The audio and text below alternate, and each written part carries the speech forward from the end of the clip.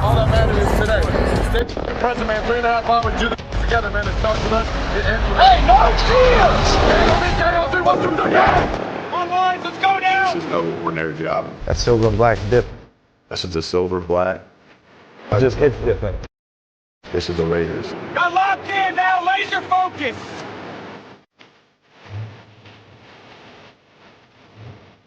Hey, this could get anything.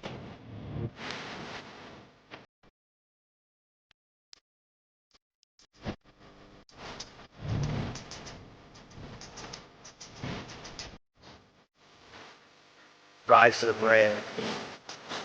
Greatness of the Raiders lies in its future. May the best mistake comes. I'm officially a Raider.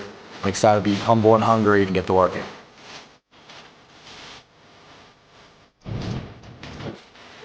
That's big boy football, all right? You got boss. That's what you want to see right there. The grit of this franchise sticks out. This is a historic franchise. You know, it's really important to me that we're a gritty team, that the way that they were back in the old days. Just amazing concentration. But why not us? Why not this staff? You know, why not this group of players? There's a certain mentality and play style that's expected from different organizations. Right.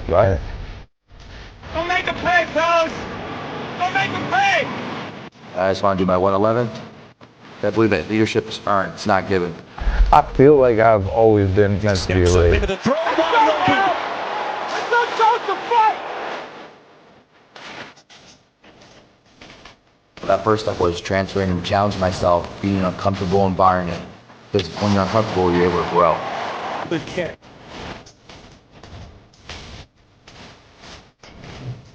It's the motto of the Raiders. Once a Raider, always a Raider. That's what we're going to be about, winning. Everything we got! Thank you. God bless. Thank you guys for coming.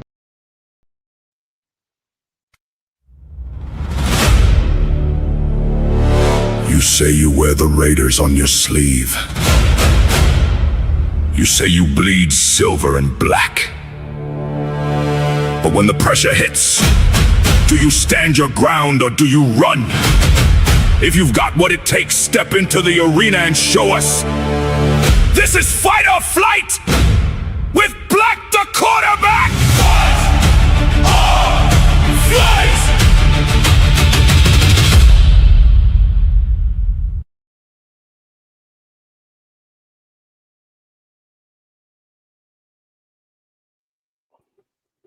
All ready for fight or flight.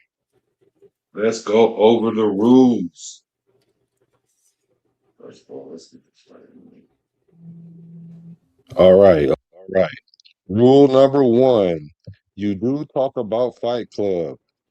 Rule number 2, you absolutely talk about Fight or Flight Club. Rule number 3, if someone says flight, taps out, the fight is over. Rule 4, only 2 people to a fight unless specified. Rule 5, 1 fight at a time. Rule 6 is no ad hominem attacks. Attack the point, not the person. Rule 7, if this your first night at Fight or Flight Club, you have to fight. And Rule 8, most important of them all, respect is a must. Respect is a must out here. So, welcome to Fight or Flight, brought to you by Business Decision Sports. The stage is set and the debate topics are locked in, and it's time to see who stands their ground and see who get ran off the panel. Let's introduce our combatants. Let's see. Let's start with this gentleman right here. Hey, how you guys doing? Raider Nation, let's go! Raiders!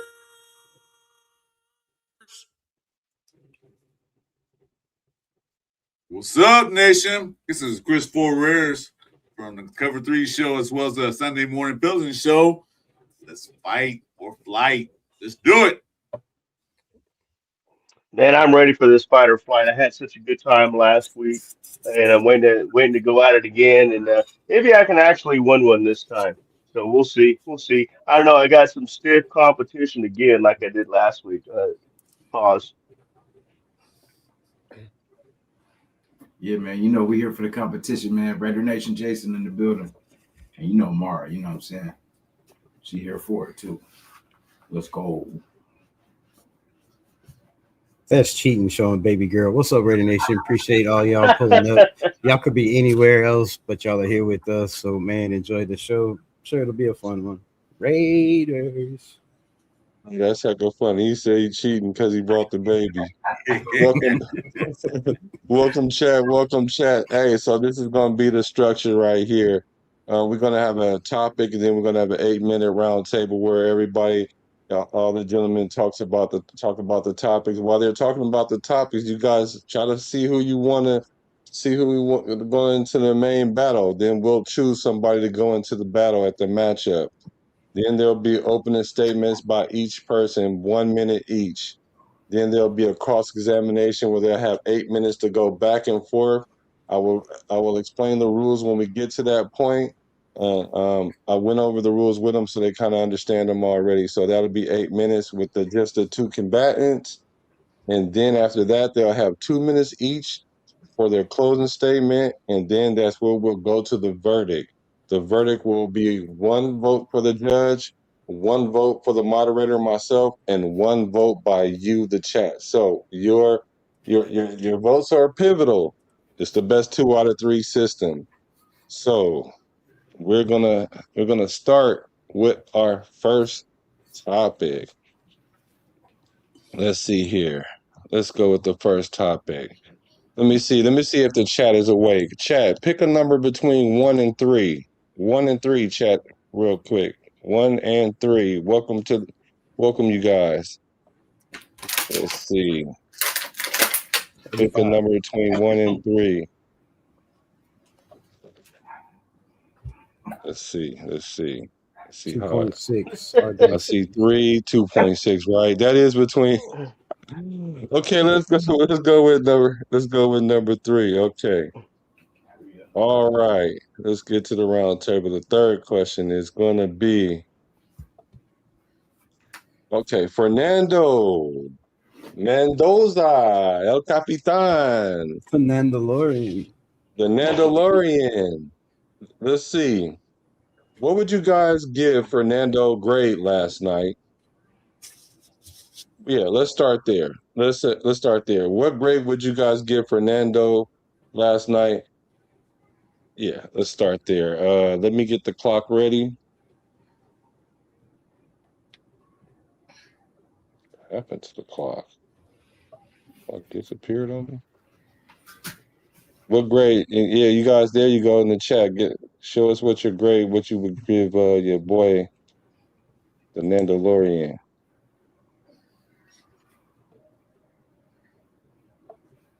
Okay. So this is going to be 8 minutes. We got Make B, sure y'all B hit the like minus, button. B minus, and a C plus so far. Damn. Ooh. B minus sounds good to Frank Weber. B minus is what I was thinking too. B minus. Okay. All right, there's the clock. There is the clock. All right, so the 8 minutes is going to start now. Any one of you guys can start it. Go ahead. I give him an A minus. I felt he commanded the huddle. He looked a little jittery out there, but he said himself, to come out. He was a little, hyped up, a little anxious, so he needed to calm down. Looked like, after the first or second drive, he calmed down a little bit. Still just the pocket awareness is not there. And I don't know if that's something you can teach or how long it takes to teach that. So the feet are in the right place, right? His feet are always where his eyes are looking. He's always ready to throw. He's just got some work to do. So I'll give him an A minus. Okay.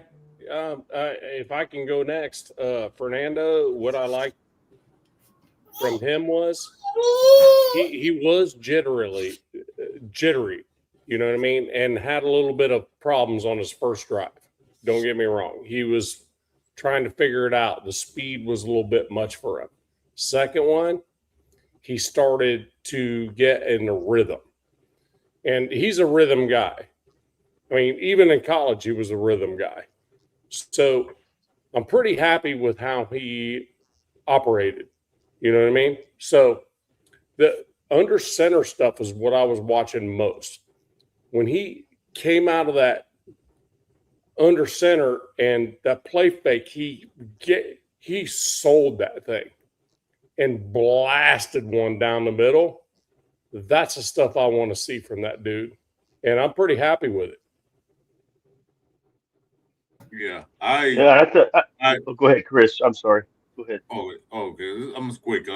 Yeah, I agree totally with that admin said, because I was watching for the under center snaps when he did that pass, that play action pass. The defense was totally fooled. His feet were a little good. Besides him being nervous, of course, his first ever game, he had to get just to the speed. I gave him a B- because one thing he didn't do, what we had problems with last year, turn the ball over. He threw the ball away. When he had nothing, he just threw it away. He didn't force anything. He didn't force it to somebody. Just like, oh, it's not open. I'm throwing it away. And that touchdown pass to Beck, he threw it low enough where only he can get it. That shows a sign of accuracy and position. Yeah, I thought I'm going to stay with the B. Were you done, Chris? I'm sorry. Yeah. Okay, yeah, I'm going to stick with my B-. I agree with Chris what he just said. The main thing was probably should give him a little higher rate for that. No turnovers, and he threw a lot more passes than Kirk Cousins did. So, but that was by design. But anyway, yeah, I saw a couple. I mean, that first pass to Jack Besh where Jack had to jump up way up in the air. I didn't know Jack Besh could actually jump, you know. But he went up and snatched that one, and then but he threw a really nice. Jack Fish had a good night. But I know we're not talking about him, but Fernando threw one in a spot where only Jack Besh could get it, and Besh just reached out and snatched that sucker and said, "No, this is mine, fool." So and then again, like Chris said, that pass to the end zone was I probably should go higher than B-, but yeah, the jitters kind of got me a little bit.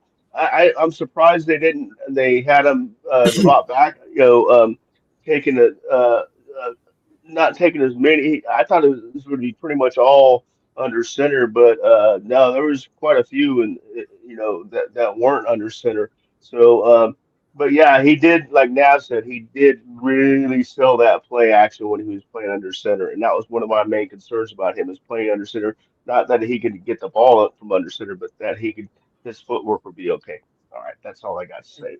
Okay, let me ask this question from you guys then. Just But based on what you saw, because it sounded like you guys you didn't get Jason great. Jason got that's good. fine. That's fine. That's fine. You only have we only have 10 minutes really. So I want to, because you guys pretty much agree somewhat in the same ballpark. So my question is this though, unless you just totally disagree, Jason, do you totally disagree? But no, it's okay. What do you guys think? Projection, just based on what you see now, who's going to end? Will Mendoza have a better career than Derek Carr? I mean, he played one preseason game. If they put the right pieces, if they continue to put the right pieces around them, we get some good receivers. They got two good running backs. Get the offensive line the way it works. I think you could. That's a great point, Big Raz. I like that. I'm gonna say because of the coaching staff for sure. Like, I mean, let me. I'm not saying like because DC was a great passer. You know what I'm saying? That's really what he did. You know what I'm saying? Like, and that's gonna be tough for him. You know, he has to have a few solid seasons. You know what I mean? Because at least DC was consistent. You know, so I mean. I hope so, because that means we're winning games, you know what I mean? But I feel like Fernando kind of has, well, damn, it's hard to say because the wide receivers that DC had, you know, in the beginning were cool. When he had Crabtree and he had Amari, but like It's gonna be hard to say. I would say DC will probably still have the passing, passing records and all that too. But I hope I'm wrong. I hope not. I hope so. So you guys don't see, you guys can't foresee. I know it's early. You can't foresee Mendoza winning one playoff game.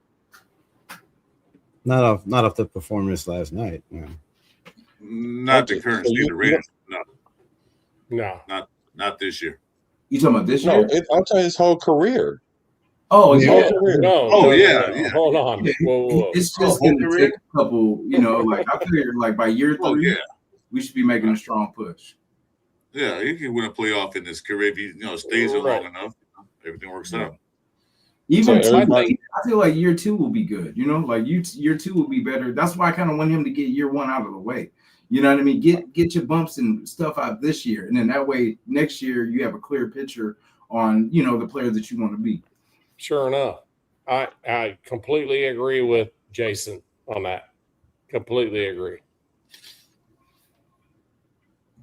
So all you guys agree that Mendoza will have a better career than Derek Carr as far as playoff wise and all that, right? I mean, are we talking stats or are we talking playoffs at all?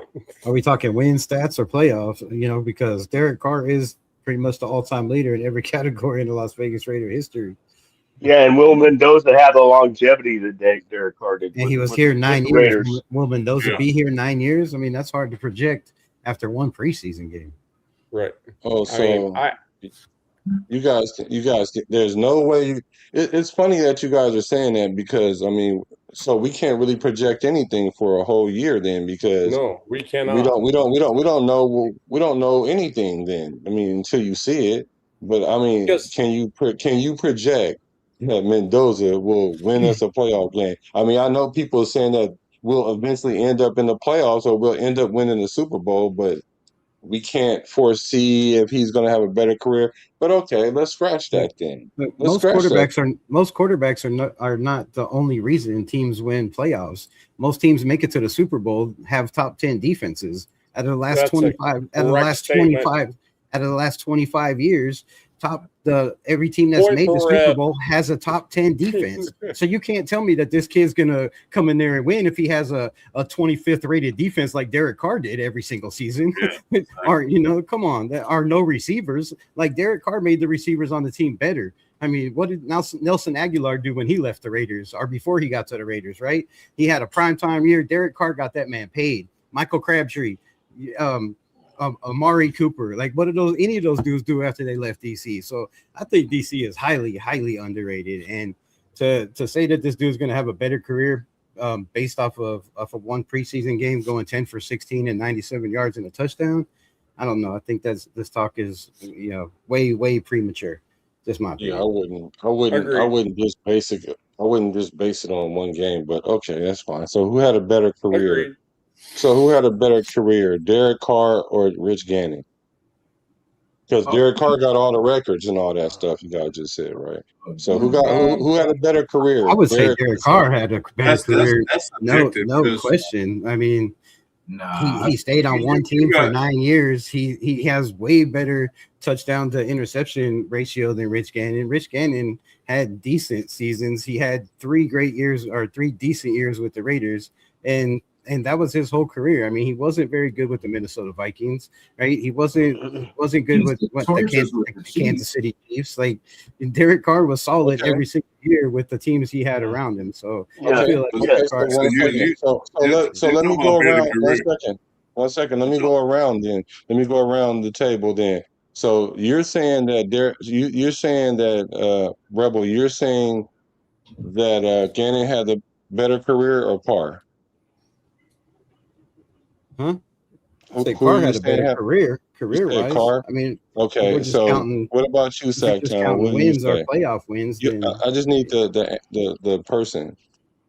I'm gonna agree. I still think it's Derek Carr. We got to remember Rich Gannon. I just need the person. I don't need the reason. I just need the person.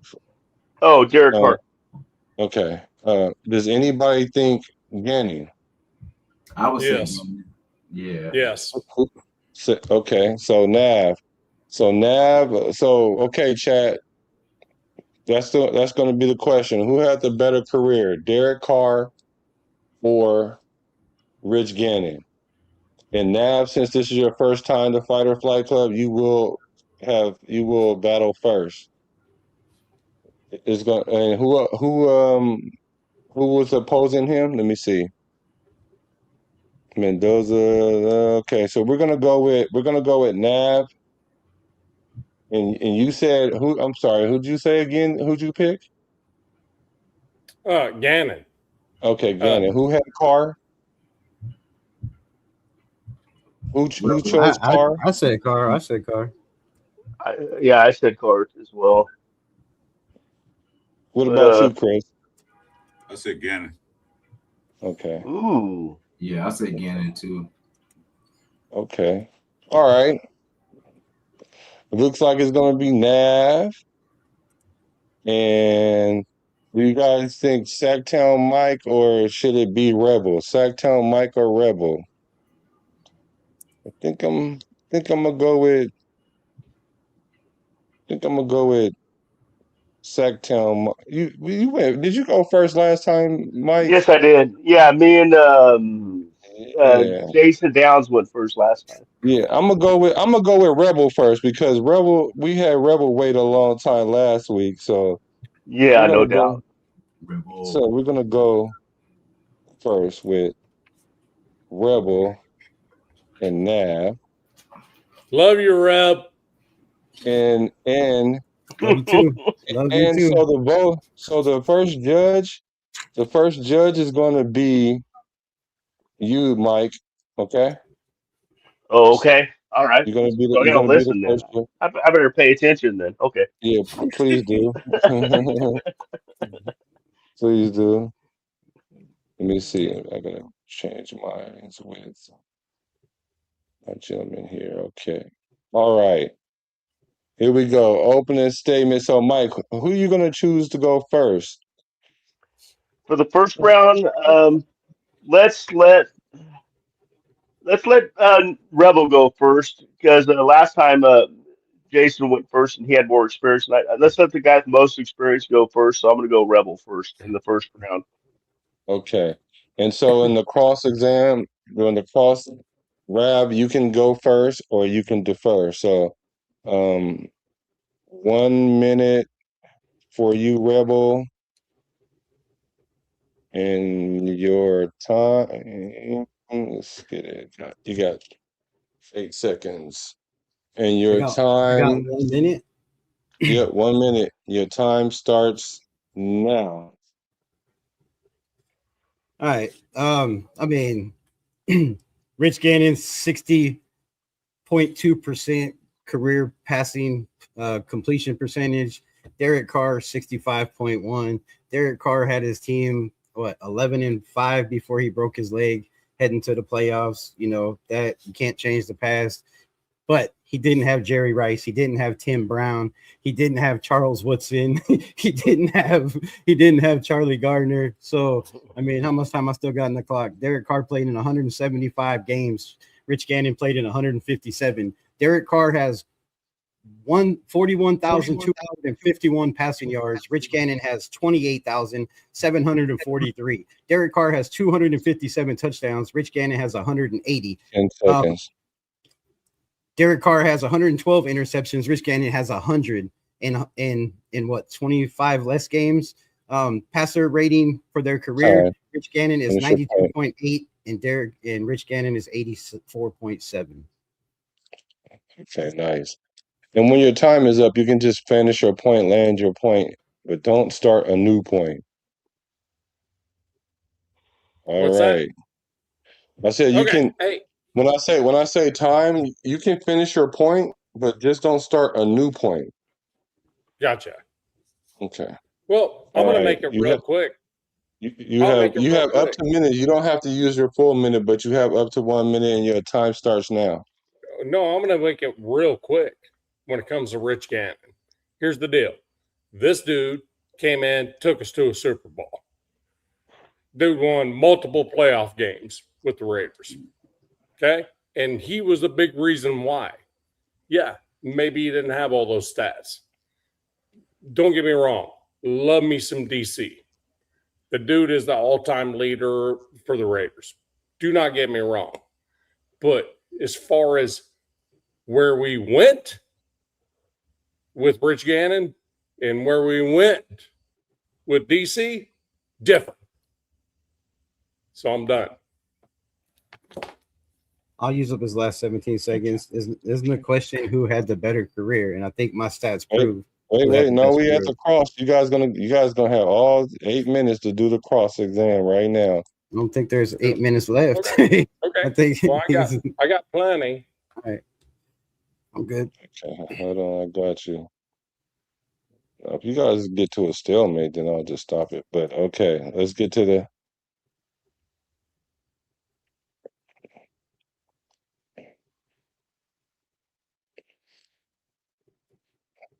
Okay. What the heck is going on here? All right, here we go. All right, this is the cross. The rule number one, first rule is this is a ping pong style debate. Every question requires an answer. You cannot ask 3 questions in a row without letting the other person respond. Rule 2 is the 30-second response cap. When a person is answering a cross-examination question, they get a maximum of 30 seconds before the asking person is allowed to interrupt or move into the next point. Rule 3 is the penalty box. Call it the code red. If the debater repeatedly speaks over someone when they do not have control of the floor and makes an ad hominem attack, the judge or moderator will first give a warning and then after that invoke a code red, which will end up in a mute for 60 seconds. So love this show. It's fucking awesome. I love it. So here you go. You guys have up to 8 minutes. Like I said, you don't have to take the full 8 minutes if the conversation don't go that way, but you have up to 8 minutes.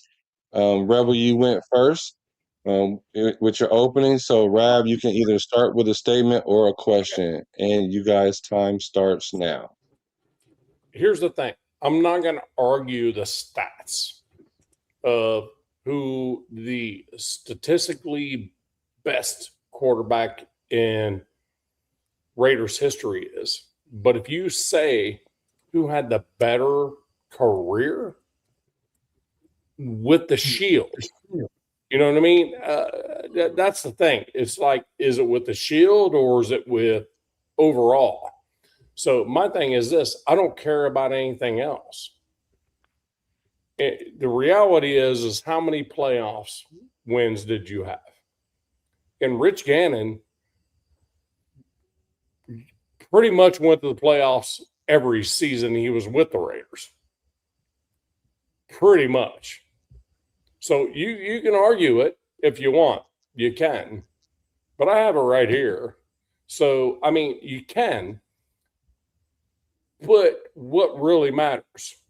You know, yards, passes, pass attempts, accuracy, all of that, interceptions.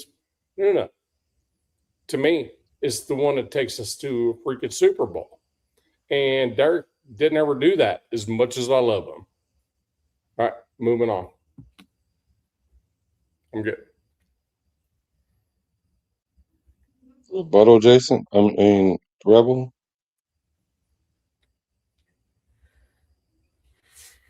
My turn? Yep. Yeah, this is a free fall. This is where you guys go back and forth.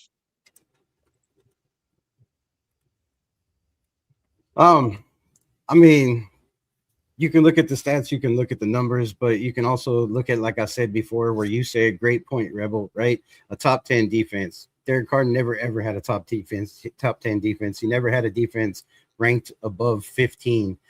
Rich Gannon had a top 10 defense with the players, the stars they had on that defense.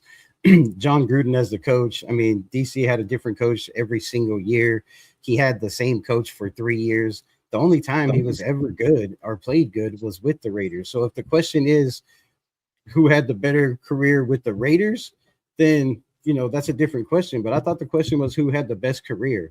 And the numbers show who had the best career, right? Rich Gannon made it to the playoffs with the Raiders, twice? Because they didn't go their first year. I think they were 1, 3, 4. They didn't make the playoffs their first year. Here, let me look this up. But I don't believe they made the playoff their first year. I think they made it twice and in 3 years. But he had the same head coach, same offensive coordinator, same players around him. DC had different players around him every single year. He had a 25th ranked defense every single year.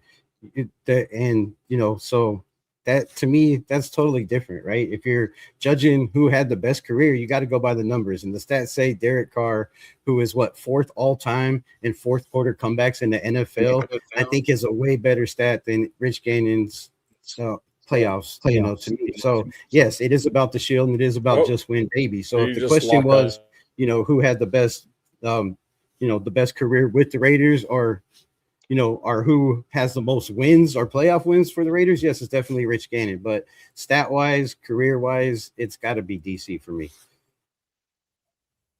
Well, and again, we never know what would have happened if he didn't break his leg. They could have won. That team was the best team in the AFC West that year and one of the best teams in football. And, if he wouldn't have got hurt, Del Rio could have still been the coach for the next 2-3 years. And they could have won plenty of playoff games. So they had a good defense that year is my point. That was the only time he's had a good defense. 2021, they had an okay defense. And, once again, lost his coach and Rich Bisaccia took over. So for me, I never seen Derek Carr throwing to Jerry Rice or Tim Brown. That to me that makes a whole difference in a quarterback's career. Look, and if you have a running game, like the Raiders did as well. One thing I don't disagree with you on that fact at all. Zero, I don't disagree with you. I love Derek Carr, man. I thought this dude, every time it was about to be freaking let's go, something happened to him. And don't get me wrong, but so this is a Raider show, right? So, and DC is a Raider. We want to do? We want to win Super Bowls, right? Yes, sir. What quarterback took us to a Super Bowl? Okay, but what was his stats in that Super Bowl? What was his stats in that Super Bowl? How did he play in that Super Bowl? How did he play in that Super Bowl? So, yes, he took us to a Super Bowl, but a great quarterback wins in a Super Bowl, right? A great quarterback doesn't fold under pressure. What do you have, 5 interceptions in that Super Bowl? So, I mean, if we're talking about the greatest of all time, we didn't get to see Derek Carr play in the playoffs, right? We never seen it. We seen 1 year and he had one playoff. So, yeah, other than that, you just proved my point. Right there, what you just said. We never got to see Derek Carr play in the playoffs. But that's not his. That's not his fault, according to the stats. According to his career, right? He did everything he can. I'm not There's plenty of other teams that made it to the playoffs with quarterbacks that had worse stats than Derek Carr, and still won playoff games. You have to have a team around you. You have to have the coaching, and you have to have defense. And Rich Gannon had that, but when he got to the Super Bowl, he didn't look like the best quarterback. But Rich, you got to understand, I'm not disagreeing with you. Well, the whole point of this is to. I'm thinking about it. So you're tapping out. So you're tapping out. Are you playing? No, I'm thinking about it in a different perspective. What quarterbacks took us to a Super Bowl? Well, yeah, but that's not the question. The question is, which quarterback had the best season? Derek Carr. No, our career, not career, the best career, not took us to a Super Bowl, because that answer's, easy. There's only 5 quarterbacks that ever took us to a Super Bowl. So, that answer is kind of easy. Jim Plunkett won 2 of those, right? And Rich Gannon took us to 1. But just like Jim Plunkett, it wasn't the quarterback that took us to the Super Bowl. It was a team, the Raiders team. And like you said, this is about the Shield and the team. And there's no quarterback I in quarterback. There's no I in team. So a quarterback can't take you to a Super Bowl. It was the team around him. So if we're talking about who had the best career, it's obviously Derek Carr. Isn't that the point, though? Isn't that the point? I mean, with the Shield, we're trying to get back to the Super Bowl. Who had the best career with the Shield? The one that took us to a Super Bowl. Win or lose, that one. 30 seconds. You have 30 seconds to I mean, I don't know what your argument I think is. I said that DC is clearly had the best career over Rich Gannon. I mean, every single year, if we want to go year by year and break down year by year, it's not even close. It's not There's even no close. question. He It's not is even close. the best I mean, that we've ever had. He has only stats-wise. 20 No less question. interceptions and 57 less games. No Like, question that's you're right crazy. about that. No question you're right about that. Okay, time right there. Okay. All right. Let's get to the closing. Love it, Reb. Thanks, man. That was freaking awesome. I We're love gonna it. we're gonna go to the closing chat. You guys get ready for your vote. Get ready to go in for your votes. Okay, so the first the first person is gonna go into the closing is Rebel. You get to choose if you want to go first or second. That was not the closing. We gotta go again. No, that was just you guys going back and forth. You get up to 2 minutes for your closing I mean, arguments. I don't On the know same what. thing?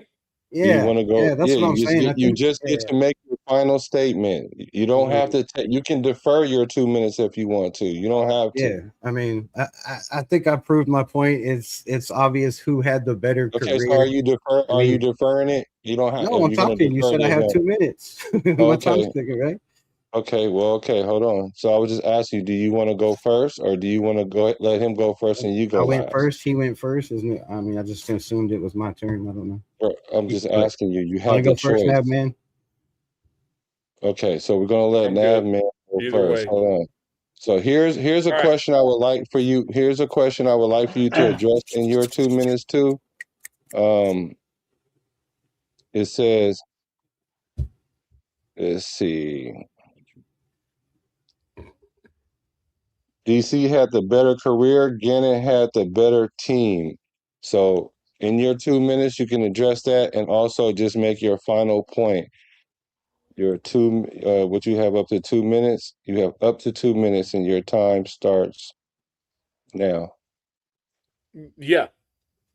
What Big Raz said, there's no question he's correct. There's no question.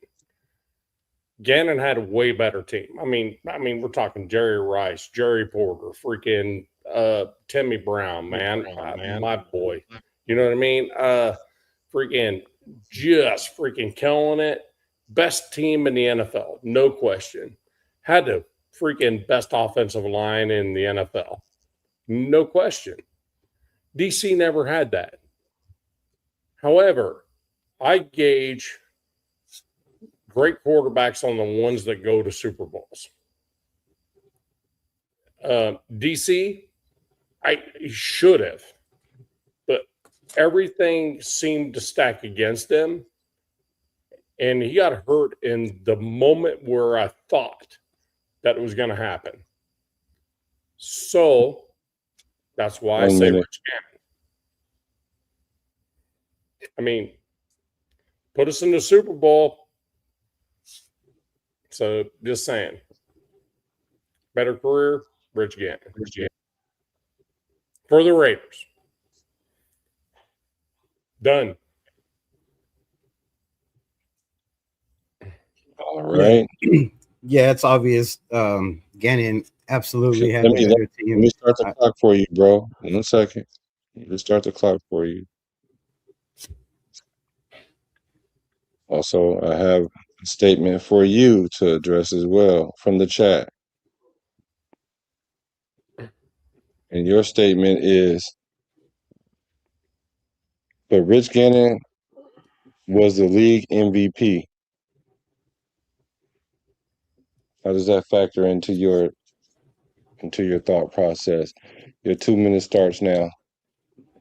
I don't know where DC stood before he got hurt or if he got taken out of the running for the league MVP, but I believe he was very close in that category the year he got hurt. And yes, Rich Gannon did win an MVP, but like I said, he was throwing the ball to Charlie Gardner out of the backfield. You had who was the fullback? I can't think of the name right now. It's running off the top of my head, but you had guys like Warren Sapp. I mean, there was all kinds of Hall of Famers on that team. So definitely Gannon had the best team, and he also had the best coaching, right? Del Rio was a great coach, but Del Rio was the best coach that Derek Carr ever had. And yes, Derek Carr had his best years, some of his best years with when, Gruden was in the building. But that's all I got to say. The best team was obviously that team that he was throwing to. And yes, you have an MVP, but I mean, like I said, if you know your history and you know ball and you know what those times were, it was a lot of 5-yard, 10-yard dunks that went for, 35, 45, 50 yards, 80-yard touchdowns, and then big play passes. So yes, he definitely had the best team. Yes, John Ritchie. I mean, the list goes on and on of the players Rich Gannon had around him compared to the players Derek Carr had around him in his career. So that's all I got to say. All right. Okay. Zach Crockett. That's what I was trying to get at. Yeah. I mean, yeah. Like the Okay, players are chat. just ridiculous. Okay, chat. Let me know in the chat, who do you guys have winning this round of debates? I want to see. Put a R in the chat for Rebel, or you can put Reb, or you put N or Nav in the chat for Nav. I'm gonna let you guys get your vote on, and I'm gonna go to you, Sacktown Mike. No, are you prepared for your vote? Oh, can I read this comment real quick while you're doing that? Go ahead. Big Raz made a great statement. He said, so Doug Williams was a great quarterback. Flacco was a great quarterback, and Eli Manning, right, were great quarterbacks. Do y'all think those are great quarterbacks? I mean, they won Super Bowls. I mean, Nick Foles also, made it to a Super Bowl. Hey, look, bro, I will never say that Derek Carr was not one of the greatest quarterbacks that have ever worn the shield. I'll never say that. But if you put it in a certain perspective of where did they go, you know what I mean, and what they did, I mean, NFL MVP is a big deal. I'm just saying. But okay, I want to say this about Rich Gannon as well. See, wait a minute. See, when I gave y'all time, you said it's over. You said it's over, right? Time, you're waiting for people to vote. You want more time. No, but we're just talking. Go ahead and finish. Go ahead. No, I thought the debate was over. You were. No, look. I'm not disagreeing with. I'm ready to render my verdict. I'm ready to render my vote too. Yeah. Yeah, I'm gonna let you go after me, and then we'll let the chat decide. I'm gonna go ahead and render my vote. Now, I'm definitely in the school of thought that initially that Rich Gannon did take us further, but then he had that team. Then I got to thinking, well, if we put Derek Carr on that same team, could Derek Carr do the same thing? And then also, Rebel, you brought up a good point. Was DC in the running to be the MVP before he got injured? So I think those are very strong points. You did have the numbers, although for me, numbers don't always tell a story, not the story. But I think you were very strong on that. So I'm gonna give my vote to you. So my vote would be to Rebel. And so as you should.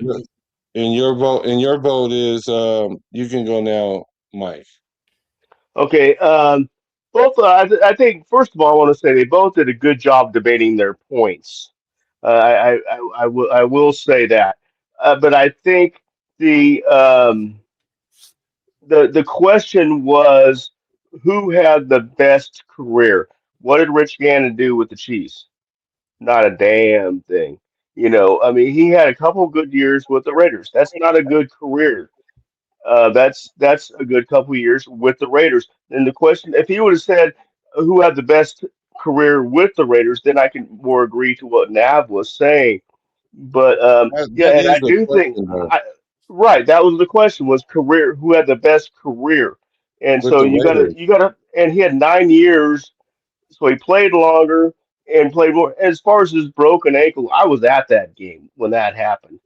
That was insane. a 280-pound lineman fell on his leg. Unless you got titanium bones, your ankle is gonna break. Should have never I been mean, out there in the that is fourth not his quarter. fault. That was just one of those freak things that happened. And he was in contention for MVP that year. I mean, for games before that, everybody in the crowd was like MVP, MVP. Commentators, everybody was talking about it. That was an MVP year. And Rebel said, Gannon had all the tools. Uh, and it, Aiden just didn't have shit. I mean, I'm sorry, he didn't have shit. So I'm gonna have to go with Red. Don't So you disagree with choose you there. So you choosing?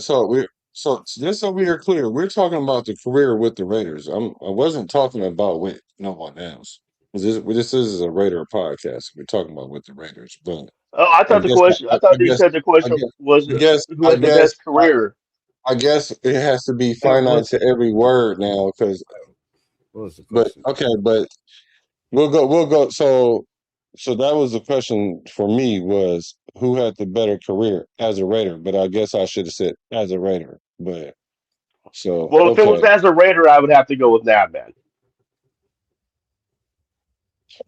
so what we're gonna do with this one is we're gonna just draw this one, because that was my fault. I'm gonna take the L on that one. So you But voted I for will. me, he voted for me, and then we changed it around. I don't know. Oh no! But Oh, Look, well, Yeah, exactly, that's what I'm exactly. saying.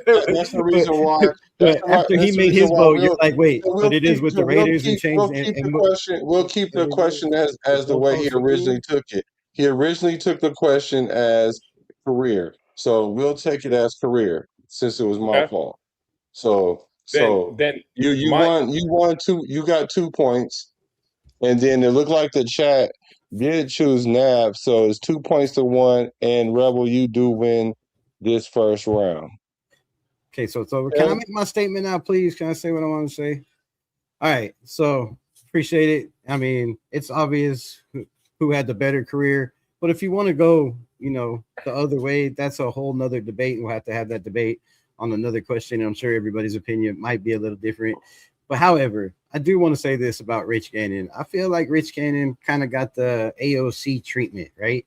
You go drafted to a team, never really get a chance. You finally get to it, not just AOC. I mean, guys like Baker Mayfield, guys like Sam Darnold, right? They don't really get the chance with the team they start with, and they go somewhere and they get with a coach that fits their strengths and their qualities. So I just want to say this: if Rich Gannon would have started with the Raiders and John Gruden, his career might have been insane, because he did have absolutely great years with the Raiders under, a great offense and great players around him. So I do want to say that. But so yeah, man, I just want to say that you have to take everything with a grain of salt, right? A great quarterback is only as great as the team around him. And I think a lot of people forget that, right? We're already putting Mendoza in that boat.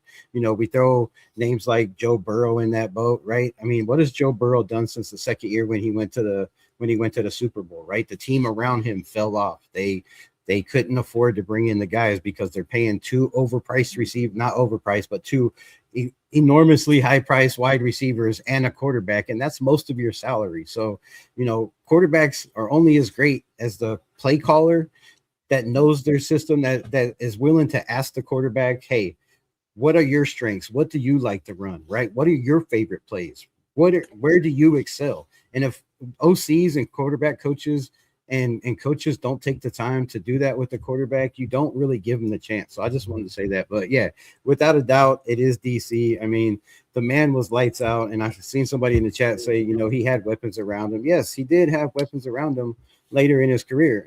He also had almost 5,000 yards passing thrown to Devontae Adams. So yes, when you have weapons around you, it does make you great. And I believe every quarterback that's ever been great in the history has had great weapons around him. If you can find me one that doesn't, then I'll stop coming on these shows. But that's all. What does the show have to do with with this boy Because there'll angry? be nothing to debate about, right? I mean, if I may real quick, if I may say something real quick. First of all, I knew that Reb was going to be all about DC, okay, on this. So I had to not, I mean, there's no debate if we both like DC, right? Derek Carr is one of my favorite quarterbacks ever. You know what I mean? So I had to try to figure it out, you And know, it's- and Yeah, how no. I could debate that. And it's So- rough trying to debate against your own team, players that were on your own team that you love both of them. I mean, Well, I go to you guys' podcasts all the time and y'all debate stuff like this all the time. But that's fine. Because I but got we might something not that I love know some of those. everybody I got something that I know everybody debates. This for sure. Ain't no This is what I know everybody debates Thanks, this. Rev.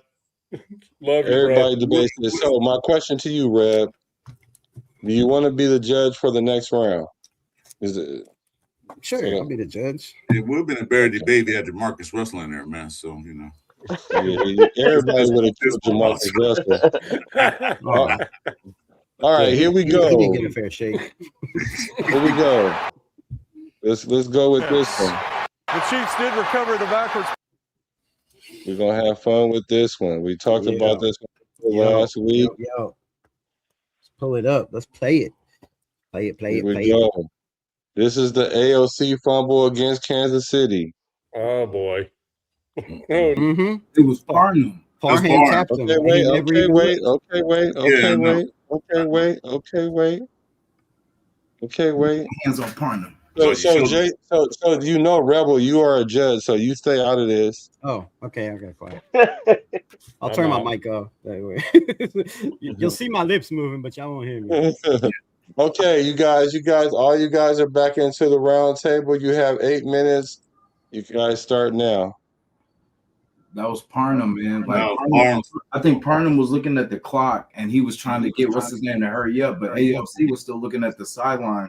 You know what I mean? Still trying to get something from the sideline. And yeah, it was just basically, I mean, JPJ was the one that hiked it, but Parnam was the one that kind of sped up the play. You know what I mean? So that's what I remember. Yeah, it was Parham's fault because if you look at the full length of it, which I did today, you can see AOC looking at the sideline trying to get a play in there. And also, quote, Miller was looking on the side too, trying to like figure out, what's going on.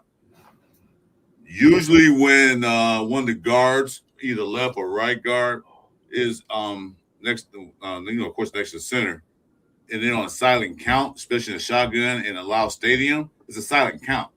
It's up to the guard to look back at the quarterback, and the quarterback will say, I'm ready. Then he'll tap him. Parham did not look back at the quarterback and see if he was ready. He just and tapped him. So everybody say it was JBJ's fault? No, it was not JBJ's fault. He did what he's supposed to do. When Parham tapped him, he hacked the ball. So it's all on Parham. Yeah, I agree with Chris. It's totally on par. And JPJ, as being the center, he has to look and see who he's blocking. It's up to the guard. In this case, the right guard usually is the right guard that is looking back at the quarterback. And then and you can see AOC has arms down to his side. He was looking around. He wasn't even looking at the center. I mean, the ball hit him on the chest before he even knew it was coming. And that's up to your guard, whoever they designated. In this case, it was Parham, and he tapped him on the thigh. That means snap the ball. So JPJ snapped the ball. AOC wasn't ready, so I don't think either one of those two have fault. It's definitely on Parham.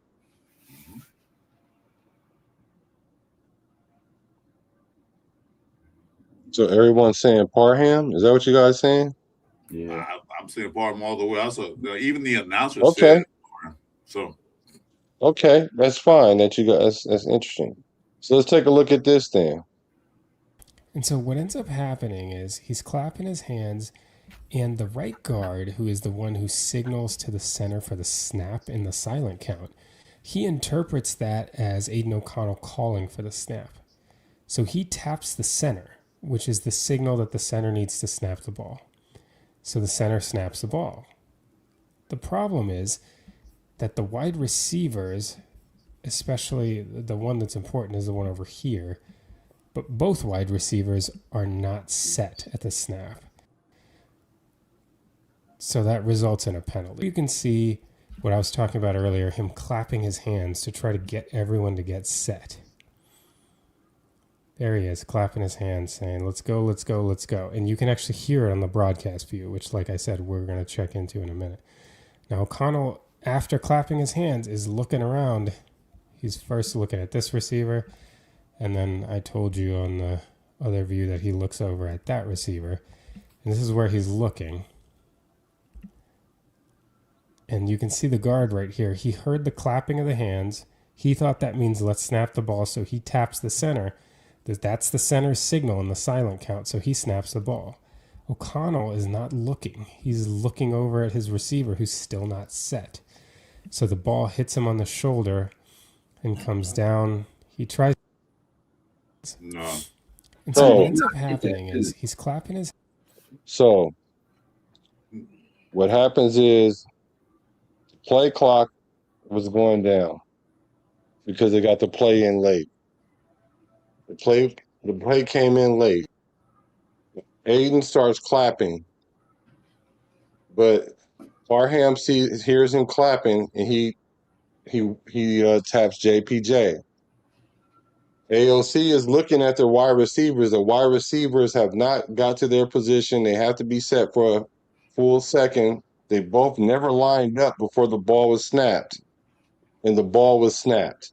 That was the full play. So with all that being said, now who's at fault? Parham. Can I ask a question? Go ahead. If it's a penalty for the player not being snapped, how was it still a fumble and the game was over? Because basically they denied the penalty because they got the ball back. Right. But if you look at it, the penalty stopped the play, though, don't it? No, because remember the only false start stuff. Oh, it's afterwards. The Bengal game. Legal procedure doesn't stop the clock. Yeah, legal procedure don't stop the false starts too. But if you look at it, he said he was clapping, but he was doing quick claps, quick. Come on. And then it's like a full second or two, he didn't clap. Then Parham touched him. So you can't say he clapped to hike the ball because he just clapped real loud. I can't clap with my hand. My arms are good. So he claps real hard, blam, blam. And then, tap him. But he was clapping. Come on, guys, come on. I'm not buying that what he says he's clapping. Yeah, it's not college football where the quarterback actually claps his hand to receive the snap. The NFL works differently. And it's the touch by the right guard. And the right guard should have been looking over his shoulder at Aiden to see, okay, he's set. In the meantime, he's checking around, because he's making sure everybody's set. I don't know how much time was left on the play clock. I don't know. And did the Raiders have a timeout? Could they have called? I don't think they had a timeout, did they? I don't know. There was 15 seconds left in the game. I don't know if they had a timeout. But I'm talking about the play clock. Okay. Down to the play clock. I'm about to tell you. I would think they had a timeout because I'm about to tell you they were trying to run another play. They didn't have a timeout. They were trying to run another play with 15 seconds. They spiked the ball the play before, and so the clock stopped. And so they didn't have any more timeouts. The play call got in late. They had like 10 seconds 12 seconds when they're in the huddle. They rushed to the line of scrimmage because they have less than 10 seconds. When they snapped the ball, it was about two seconds left. AOC clapped them to get everybody to the line of scrimmage. Parham took that as the signal because they've been using signal all the way down the field to snap the ball on the silent count. And he touched JPJ, and the rest is history. But the receivers never got set. It was a dead ball penalty, so the play went on. They declined it, and they got the fumble. That's what happened. Well, and here's my thing with that play. I just think I remember that play. I mean, I was like, what the fuck just happened, right? And I'm sorry. Did I throw an F-bomb? Sorry about that. You did. And but the thing about it was I was like, what just happened? And I had to watch it over and over again. Sacktown and I have talked about this play a couple times. And it's like, yeah.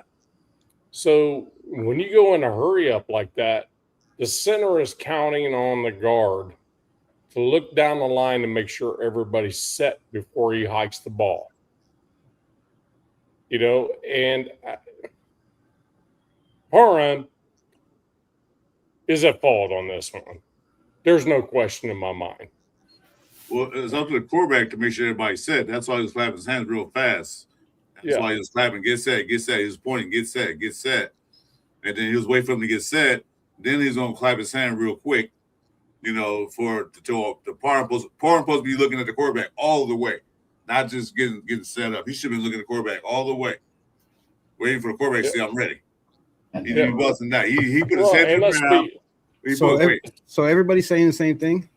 Pretty much. Yeah. It's Parham? I think so. But I'm the judge, though, so can I ask a question? Yeah, 1 second. So there's not going to be it's not going to be a debate if everybody has the same answer, right? No, it's fine. You can go next. So I just want to ask this question. So you all think that it's Parham's fault? Mm-hmm. Yep. I mean, I think in the heat of the moment, AOC gets some of that too, because he was thinking of when he was clapping, trying to get their attention, but at the same time, that means something different. You know what I mean? So he could have just said, you know, used his voice like, hey, you know what I mean? And vocally, you know what I'm saying, got their attention. But isn't that the purpose of using the silent snap, because you can't hear a person? Yeah, but I mean, but when he clapped that second time, that pretty much signaled to Parham that, oh shit, it's done, it's time. You know, it's like 2 seconds on the play clock. Yeah, he clapped like 4 times. He was clapping fast 4 times. Come on, guys, come on.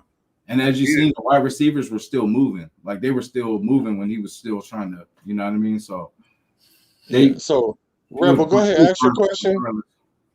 I was gonna say, I mean, everybody has the same opinion, but is that just that one play, or can you look at like 2 plays before that? Because can we see? Because you said they were in a hurry up, right? So does he look back the play before? Does he just tap them and go? Right? I think that's what they've been doing the whole way down. I can't play everything because of copyright for one, but I can tell you what happened. I can tell you what happened though.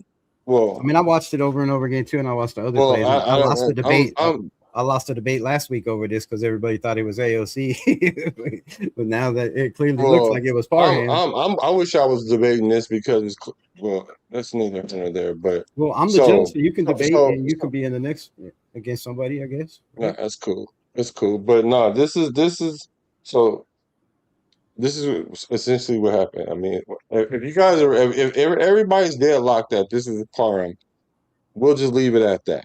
We'll just leave it at Parham, and let me see what the chat say about it, because if AOC coming down, flapping his hands to signal to snap the ball or hurry up, and he snaps it, you guys are blaming Parham for snapping the ball. That's what you all are saying.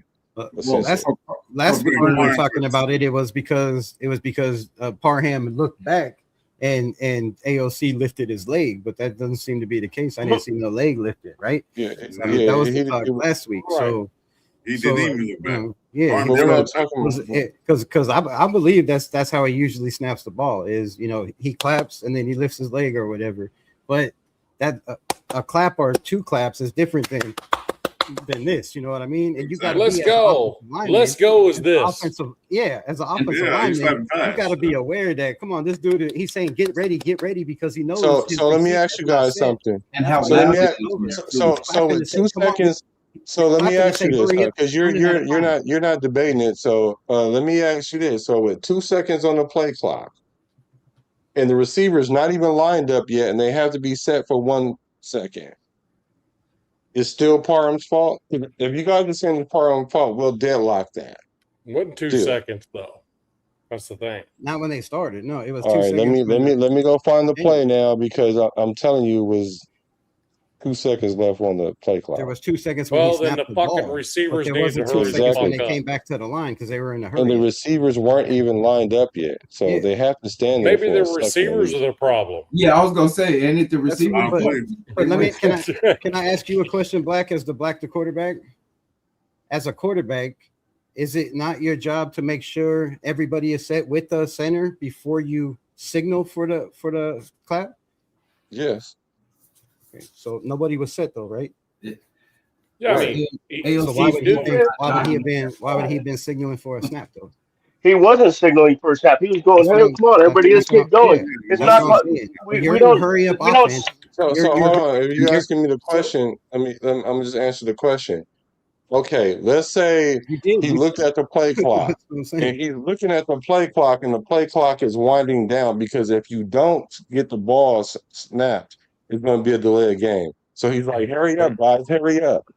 Right? The And game would have been better. Yeah, the ball's at the 32-yard line. I mean, they were in field goal range. They I should have never understand ran all that. another play. You guys you're talking about hold on. You're talking about the what ifs.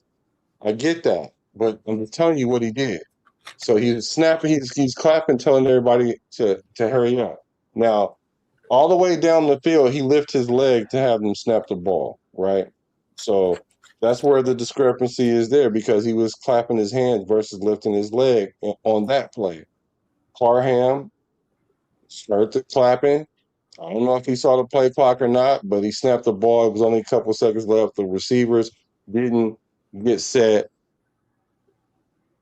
I will tell you this. Let me ask you this. These receivers were not in a big fucking hurry to get. Yeah, nobody was, and they should have known the time. But let me ask you this. You said all the way down, he was lifting his leg, right? So to lift your leg, for your offensive lineman to know when you lift your leg, doesn't he have to be looking back at you? He was looking back at him. No, he wasn't. Replay it. Pardon, now look back at him. Replay it. Usually when a quarterback licks his leg in NFL, it's to start a motion for one receiver to move to the other side. Because I think the receivers are the problem. Mark them in the back one time. They were in a fucking hurry. The receivers weren't in a hurry. Check into in a minute. I'm starting to change my mind. Go, and you can actually hear it on the broadcast view, which, like I said, we're going to check into in a minute. Sees him clap. O'Connell, but he never sees him lift his leg. So that results in a penalty. You can see hands to try to get everyone to get set. There he is, clapping his hands, saying, "Let's go, let's go, let's go." And you can actually hear it on the broadcast view, which, like I said, we're going to check into in a minute. Now, O'Connell, after clapping his hands, is looking around. He's first looking at this receiver, and then I told you on the other view that he looks over at that receiver, and this is where he's looking. So if they're going on the leg lift, why is he going on the clap? That's my only question. I think the first clap was to set, and then the second clap is to go. No, there was a repeated clap. You can look at his hands. He's saying, "Hurry up, hurry up, hurry up." That's what all quarterbacks. That McCollum supposed to lift his leg up to tell Parham he's ready. Parham never looked back to see if he lifted his leg or not. He just touched him. Yeah, I mean, it was 2 seconds. His job was to look back at the quarterback. Say, "Are you ready? You ready? Lift your leg up." Okay, then tap. He never looked back. Yeah. Never. So right. But the thing is, who's Aiden looking at? The receiver that's not set. Was on the left side. Beginning. He was not set yet. Yeah, the receiver's not set. That's why he lifted his leg up. That's why he's not calling for the ball. Goddamn freaking lollygagging over there and freaking not freaking getting set. So it could be on the receiver for not being in his place as well. It could be. Well, it could take a penalty. Yeah, 5-yard penalty. Oh well, let's try it again. Right. Yeah, that's using hindsight now though, but because ideally that would have been the better thing to do. I didn't notice that until this show. I didn't notice how slow those receivers were to get to their freaking spots. Yeah, in a hurry up offense, no huddle. Right. They were just fucking, I'll be there when I get there. You know? So let's see. My answer is this. The receivers are the problem. Hey, you know what, Jeff? Just wasted time to get there. 401 Raider Jeff made a point too in the chat that I agreed with. You know, for them to get out breaking the huddle at 12 seconds, and it happened a lot that year. It happened a lot last year. It happened a lot the year before. Yeah, because they were getting the plays in late. They need to get the plays in faster. Yeah, that's so I was going to say that, and then I saw Jesse. I'm like, yeah, that's why. You know, that's a good point. You know, it's up to the coaches to give them you need to be breaking the huddle with at least 17 seconds left. Well, I bet you all agree that it was all bad clock management on AP's fault all year round. Yes, that's the whole point. We would never. That's the question. We would So that's never the be que- having this. We would never be what, having this conversation if AP would have just kicked the field goal from the 32-yard line with 15 seconds left. Why was he trying to get yards? Daniel Carlson has never missed in his career. Correct he me if wasn't I'm trying to wrong. get In the yards. chat, He somebody wasn't. find missed. me. No, But he missed more. he wasn't But trying to get yards. What he was trying to do was he was trying to burn more time off the clock it's because we 15 were like seconds. If you can't one stop one sec, somebody, one sec, I one mean, Rebel, he second, missed, but 1 second. He was trying to So burn Big more Brass. time. He was trying to burn more time off the clock because what he was going to have AOC do was take the snap, run around, and throw it out of bounds. Okay, So so that Big way it Brass only makes a been. point in the chat though. Isn't that on the QB not getting them set faster? he's trying. He's telling everybody hurry up. The play only comes in so fast. When like he's saying, there's 12 seconds left on the play clock. When he gets the play, you got to But tell I'm telling everybody you to what, play. And he's set. those Offensive receivers line were is set, but the receivers were not. They're not. They were they just were walking, in any hurry, bro. just walking over They there. were not in a hurry. Rebel Gannon would have never let this happen. Just know that. Oh, come on. Oh, Gannon would never let this happen. DC Oh, wouldn't either. shit. Neither would Jamarcus That's Russell. funny. He would let that happen. Neither would Jamarcus Russell. Touche. Oh my God, dude. That's funny. That is so funny. I love that you said that. No, he wouldn't, and DC wouldn't let it happen either.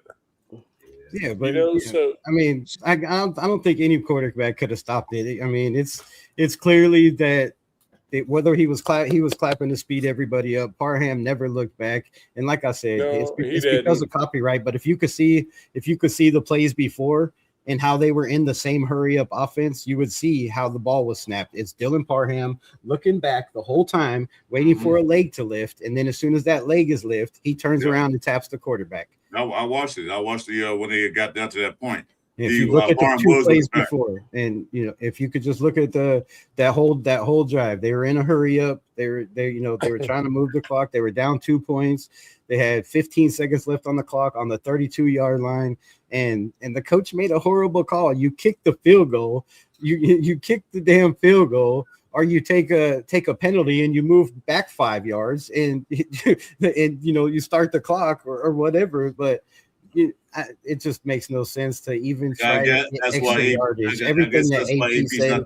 That's why AP's not the coach now. Well, he had all those great advisors. To me, if you look at the scenario, it's if we win that game, we're probably picking 10th in the draft. If we lose that game, we're picking 6th where we picked.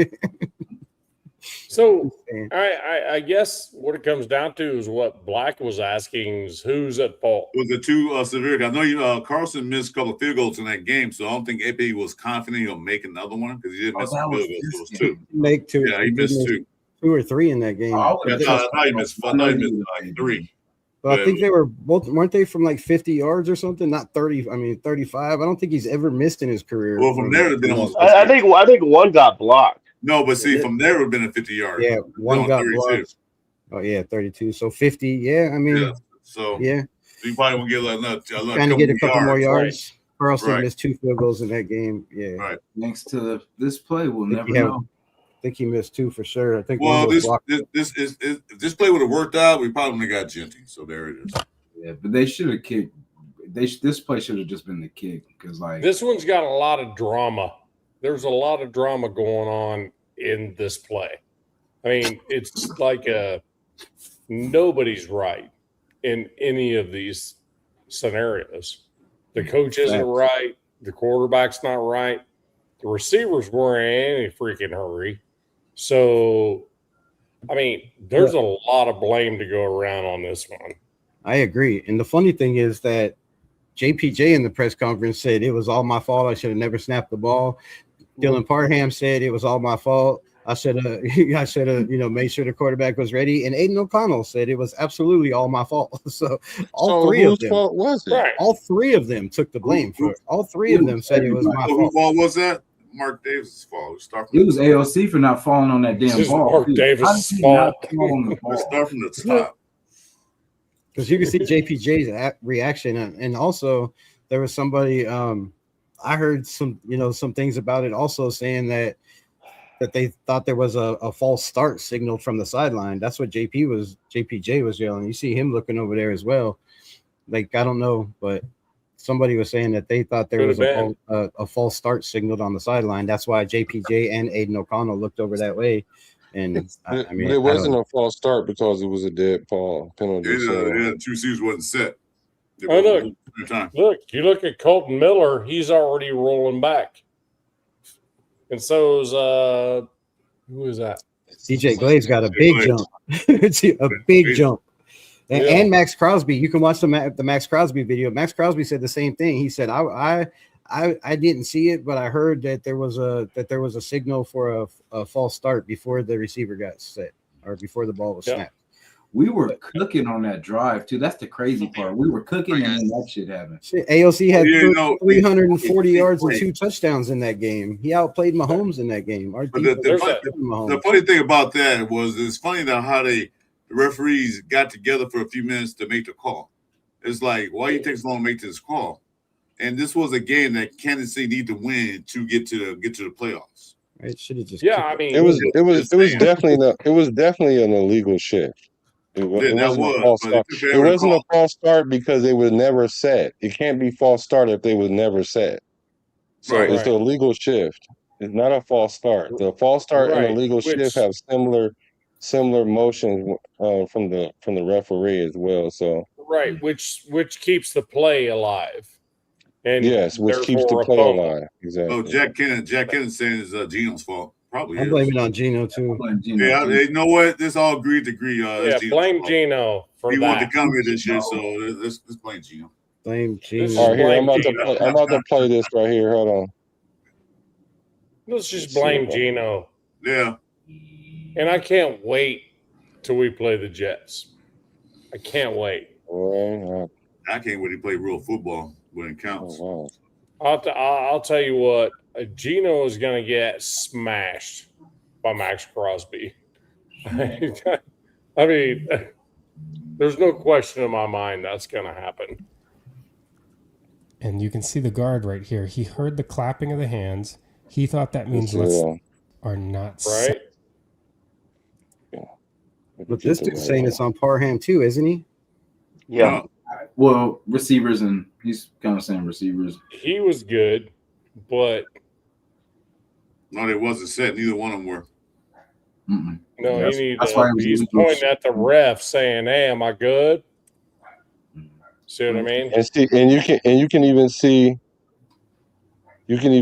the tight end trying to tell the receiver to go off the line. Yeah, because he was on the line of scrimmage. So you got to back up, bro. Hold on. Yeah. Hold on. Here we go. $10 holler. We're gonna solve this tonight. Solve it. Can I ask, why is this even relevant? He might not even be on the team by the time the season starts. Who was that? AOC. Damn. Is that Rebel? Yes. Rebel. Yes. So. Yes. He said yes. Yes. Who might not be on the team? I mean, why would he want to be here? You know what I mean? Like, you get to play in the fourth quarter like you're some kind of first year scrub. Like you ain't go out there and win games. There it is. Like, that's the problem. Center for the snap. Right there is the problem. Because if I'm his agent, I'm one out. Between the coaching staff and the hold on, now listen. Clock stopped. Okay, let's start by setting the scene.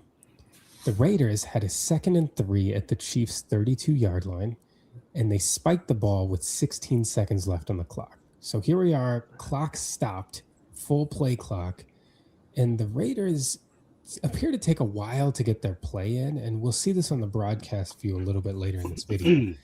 But they take so long that on the broadcast view, you can see Aiden O'Connell starting to tell the play in the huddle with 12 seconds left on the play clock, which is especially crazy because Okay, so you start the 12. You start to call the play at 12 seconds. Just Keep this in mind. That's a problem. Don't say that. Don't say nothing. We're just taking these points by point. Never got the play call relayed in, or he just got it so late that he wasn't able to start relaying it to the team until there were 12 seconds left. Anyway, because of that, the Raiders are extremely hurt. So I guess the answer to the question is coaching staff is the one to blame for this. There you go. Yeah, because you know what? When you in the hurry up, you normally call 2 plays. There's 2 plays. You run this one, next play you're gonna run that one. And why was it only 1 play, and why did it take so long to get in? So you can switch it back to the clock management play call. I blame McDaniel. So I guess we were all wrong. Coaching staff failed on it. Yes, imagine absolutely. that. It was a great That's coaching my staff pick. that year, by the way.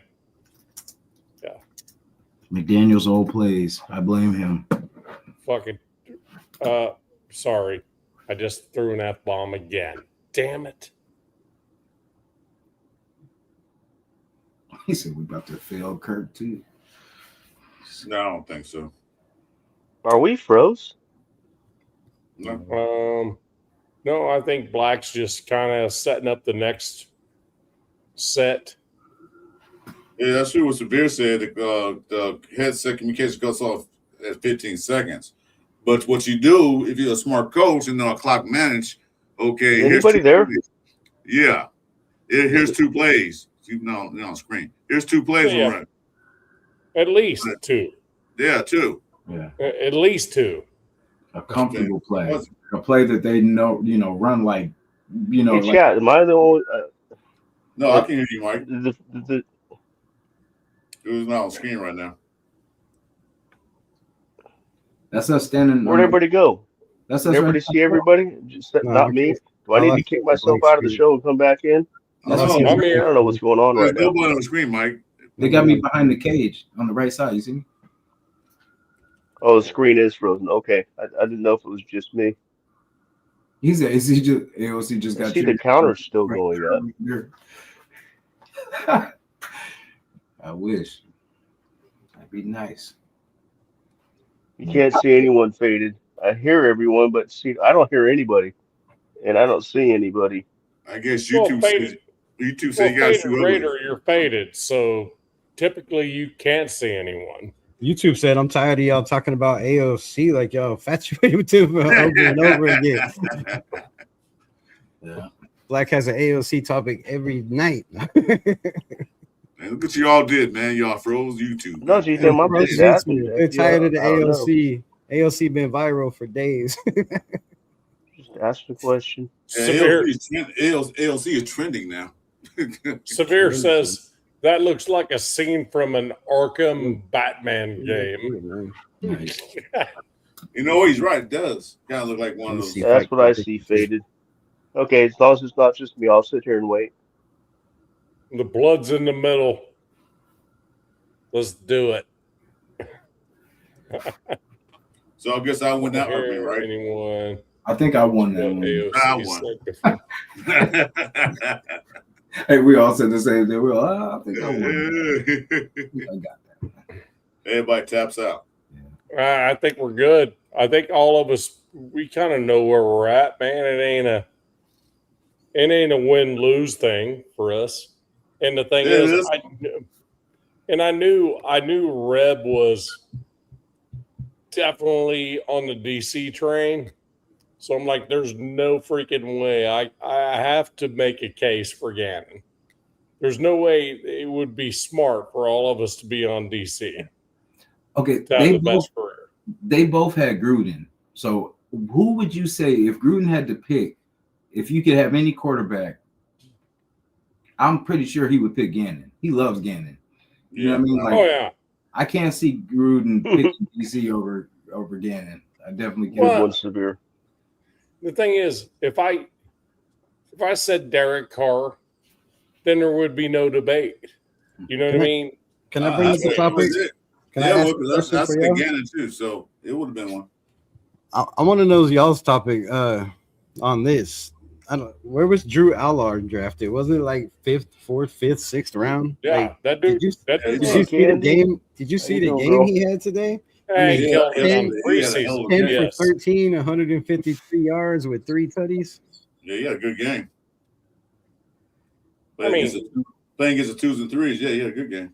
With the first, with a new head coach, new defensive coordinator, right? New everything over there as well. Like, and he's got, Aaron Rodgers, who's not even, that much in camp, so he probably got a lot more team first team reps, is what I'm saying. Like, right. I don't know. Looking at what he did and what Mendoza did as a first round pick, does that not scare anybody? We're back. Hey, I see me. No, I don't see me. I'm back. Hey, that's me. Sorry about that, y'all. I got booted out. That's crazy.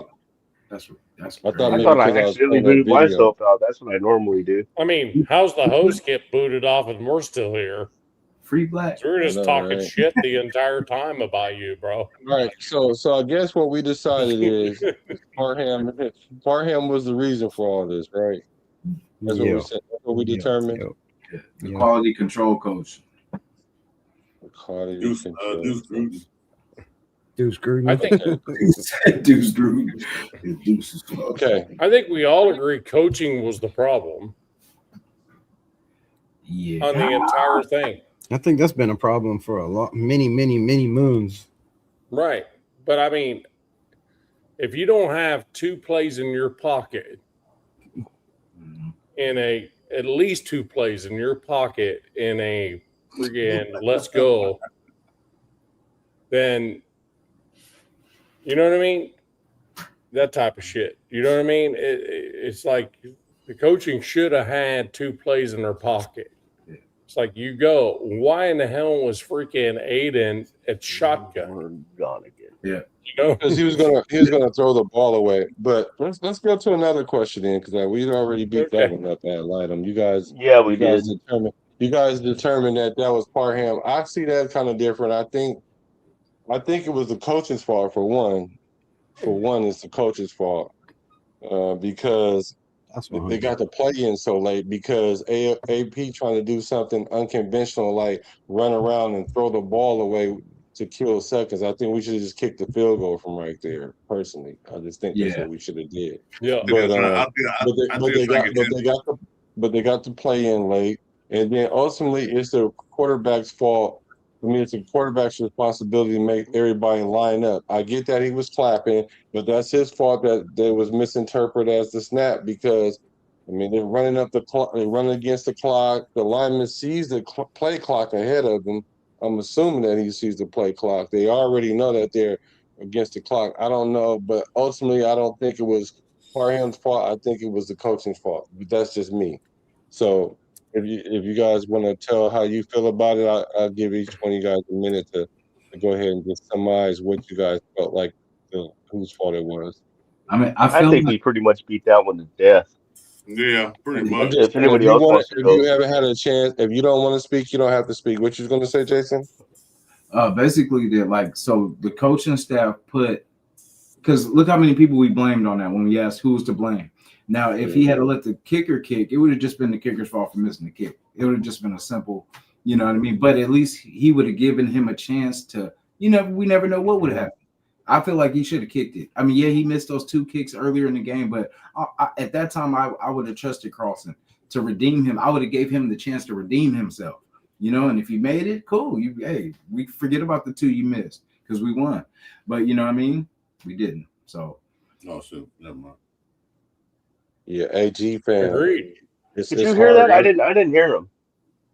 Oh yeah. Yeah.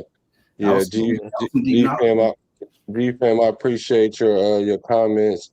Sometimes things go wrong electronically. We can't control it. It's not an easy thing doing this. So I do appreciate your thumbs down, sir. Damn. So here's another question for you guys. Here's another question.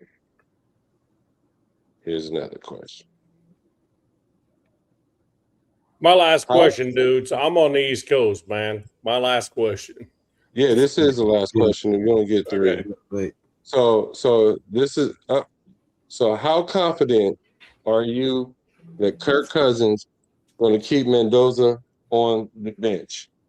Do you guys feel how confident are you feeling about Kirk Cousins? Because it seems like we have a lot of people that want Mendoza to start, and they're not really pro Kirk Cousins. Do you think Kirk Cousins will be able to keep Fernando off the field? Who's going to play more games, essentially? I think Just he can do it. I think he definitely will do it, at least till after the bye. I'm going Kirk Cousins. Kirk Cousins probably play more games, more than likely. I kind of want to wait till this next game because I mean, this against the Cardinals. I'm gonna back out and come back in. I can't hear anybody. Like since it was the Cardinals, and I feel like we're gonna face a better defense next week. So I kind of want to see, but I mean, I already know Kirk's gonna start. You know what I mean? Like he's gonna be there, but I feel like the last game kind of made pretty much Mendoza his start not too far away. You know what I'm saying? I think he showed that because he didn't look rattled. Like when he was doing this thing to me, like he was dropping back, doing this thing, and then for his first game, I mean, of course you're gonna have nerves and all that, but I mean, pretty much he looked natural to me. He looked like a football player to me. But yeah. Yeah, well, I'm just reading right here. I say Kirk Cousins more than likely, depending on if he don't get injured. So, but then what Jason said does make kind of sense. We will definitely see in the second game because this was a first game. You have Mendoza with the nerves, his first professional game in that crowd. Kirk been there before, so he was a little nervous, but it didn't take him long to snap out of it. That pass he threw the back on the sideline was high because he was probably pumped up. And that high pass to the sideline. So I might back down off of that. Knowing Kirk Cousins' injury, maybe Mendoza do get more playing time. So I'm back off of Kirk. I'm going to Mendoza. Might have more games. I love it, Chris. Love it. Change your mind the last minute. No, well, what Jason said, I just thought about it. I said, you're right. And then I read the chat. Said, yeah, I forgot about Kirk Cousins' injury issues. He does get. He's older, and slower. So if they rush him and somebody give him a good crack, he's out for a while. Okay, so this last debate is going to be Chris. You're going to be for Fernando. Anyone got Cousins? A lot of you guys said Cousins is going to start more games. I got Fernando. I got Fernando. I know you're on the East Coast now, so if you wanna dip out, you can. Because you're not in this last one, or it's up to you. I'm not rushing you off or nothing, but I'm just saying. The thing about it is, here's what it comes down to with me. Kirk Cousins was brought in there for a reason. We got him on the cheap. Nobody's ever got Kirk Cousins on the cheap, ever. So he's 40. Okay, so you say that again. The bank thief. So that dude's a bank thief.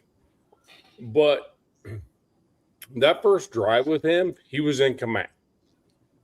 And that is something Fernando can friggin' live. Watching to see this dude and the way he operates, right? So if Kirk is healthy, I expect him to finish the season if we're not like losing football games bad. You know what I mean? I expect Fernando could go in, let's say we're 2-8. I could see Fernando in the ball game. Dang, 2-8. Let's just say. Just to say. Well, with that being said, the question. Well, we'll say. Well, wait a minute. With that question being said, then Kirk Cousins would have played more games. That's 10 games. So the question was: is Kirk or who plays more games? Right? Was that the question, or am I wrong? Well, that was, I guess that was part of then. the question. I mean, the question is Kirk Is Cousins Kirk going to play overtake? good enough? Well, hold on. Kirk Cousins going to be playing good enough to keep Fernando on the bench. So essentially, Yes. is Kirk Cousins going to take over this team and and basically run the team this year and not Fernando? Not all year. I don't think so. Well, it doesn't have to be every game of the year. I'm just saying, do you think that? So what would it take for Kirk Cousins to get out of the game?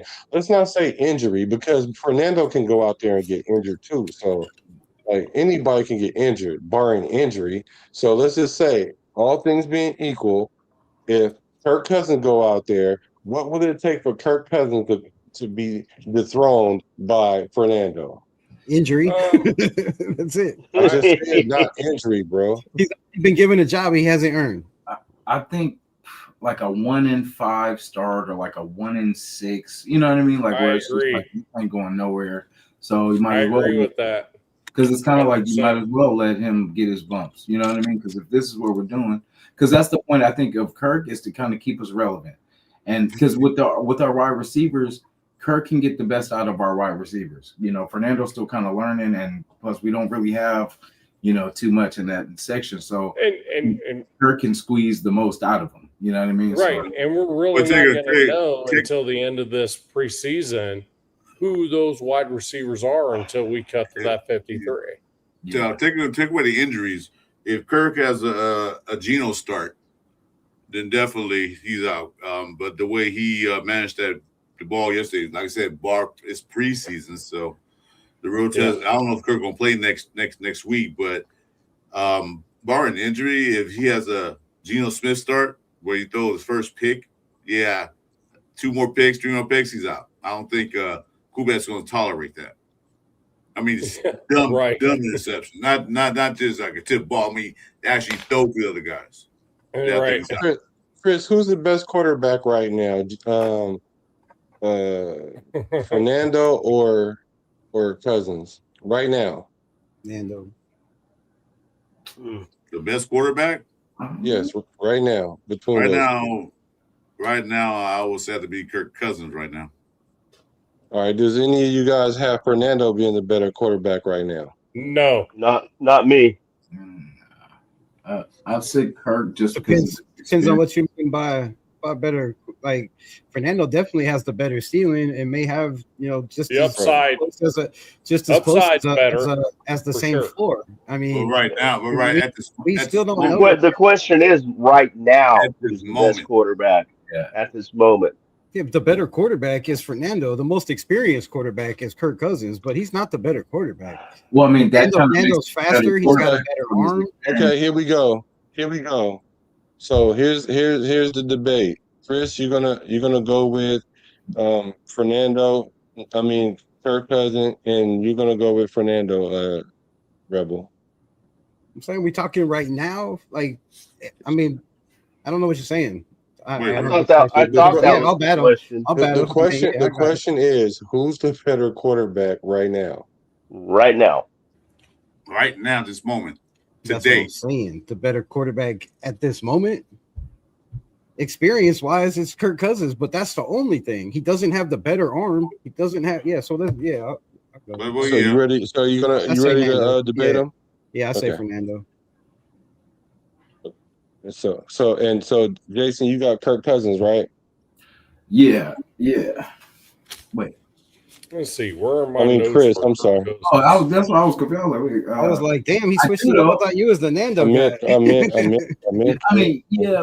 mean, for the future, because I just figure basically Kirk, just his experience right now, this very moment is definitely better.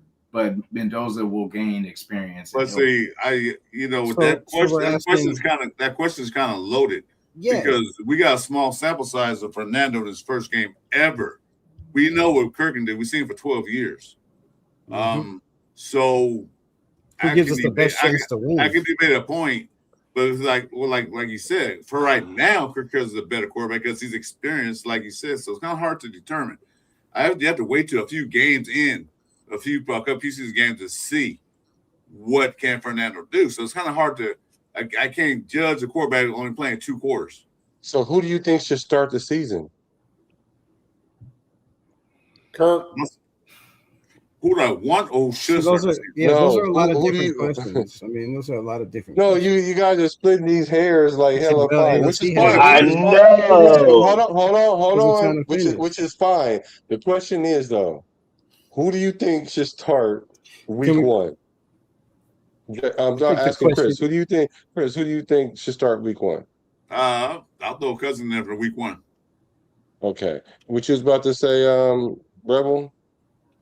I mean, yeah, for week one, Nando's not ready yet. But if we're talking who the best quarterback is, we're talking about upside, right? And we're talking about the best arm strength and the best All of mobility. that. All of So that. yeah, You so can debate that's all of that. that's You can Nando debate right Okay, I all there. of hear that. that. You can debate all of that. It's your Yeah, job to convince us that. There is no absolute answer. So you guys, that's what you're supposed to debate that. So you and Chris are gonna debate that. yeah. Okay, I'll debate. Oh, I love it. I'll debate. Okay, here we go. Didn't come up with enough. Jason, you'll be the let me see. Or since Nav you on the East Coast, do you want to be the judge for this so you can vote, or you not wanting to be the judge? Nah. Lost my judging duty. Yeah, I'll do it. Okay. No, actually, you know what? You can be you can vote too. You can be the other judge. So, all right, I'm gonna give you it's gonna be a total of 5 minutes. Just 5 minutes for this, for you guys to go back and forth to make your point, and then you'll have a closing, which is 1 minute. So it should take 7 minutes, you guys. So, all right, we're gonna let Chris go first because he's the first timer right here. So, you can start right now. You guys have 5 minutes starting now. All right. So who's the best quarterback right now, right this morning? I say Kirk Cousins is. You can say because of experience. I'm gonna say experience. Right now, I haven't seen enough of Fernando to say he's the best quarterback right now. Although Fernando has a bigger arm, faster, blah blah blah. But as far as playing games, I'm gonna say Kirk Cousins. He has the most experience. He knows how he drove down the field effortlessly. I'm tongue tied with no problems. So when Raiders played Miami in week 1, I will say Kirk Cousins needs to start. He's the best quarterback right now on the roster, better than everybody. So other than that, he's got to look at what he did. And that's he only played one quarter, one series. Fernando had almost 2 quarters, and he didn't what he got for guys 10 for 16 for 97 yards, 1 touchdown. So I don't know. I don't think Fernando is ready yet. Right now, like I said, we have a small sample size. So right now, starting the best quarterback right now would be Kirk Cousins. I'm done.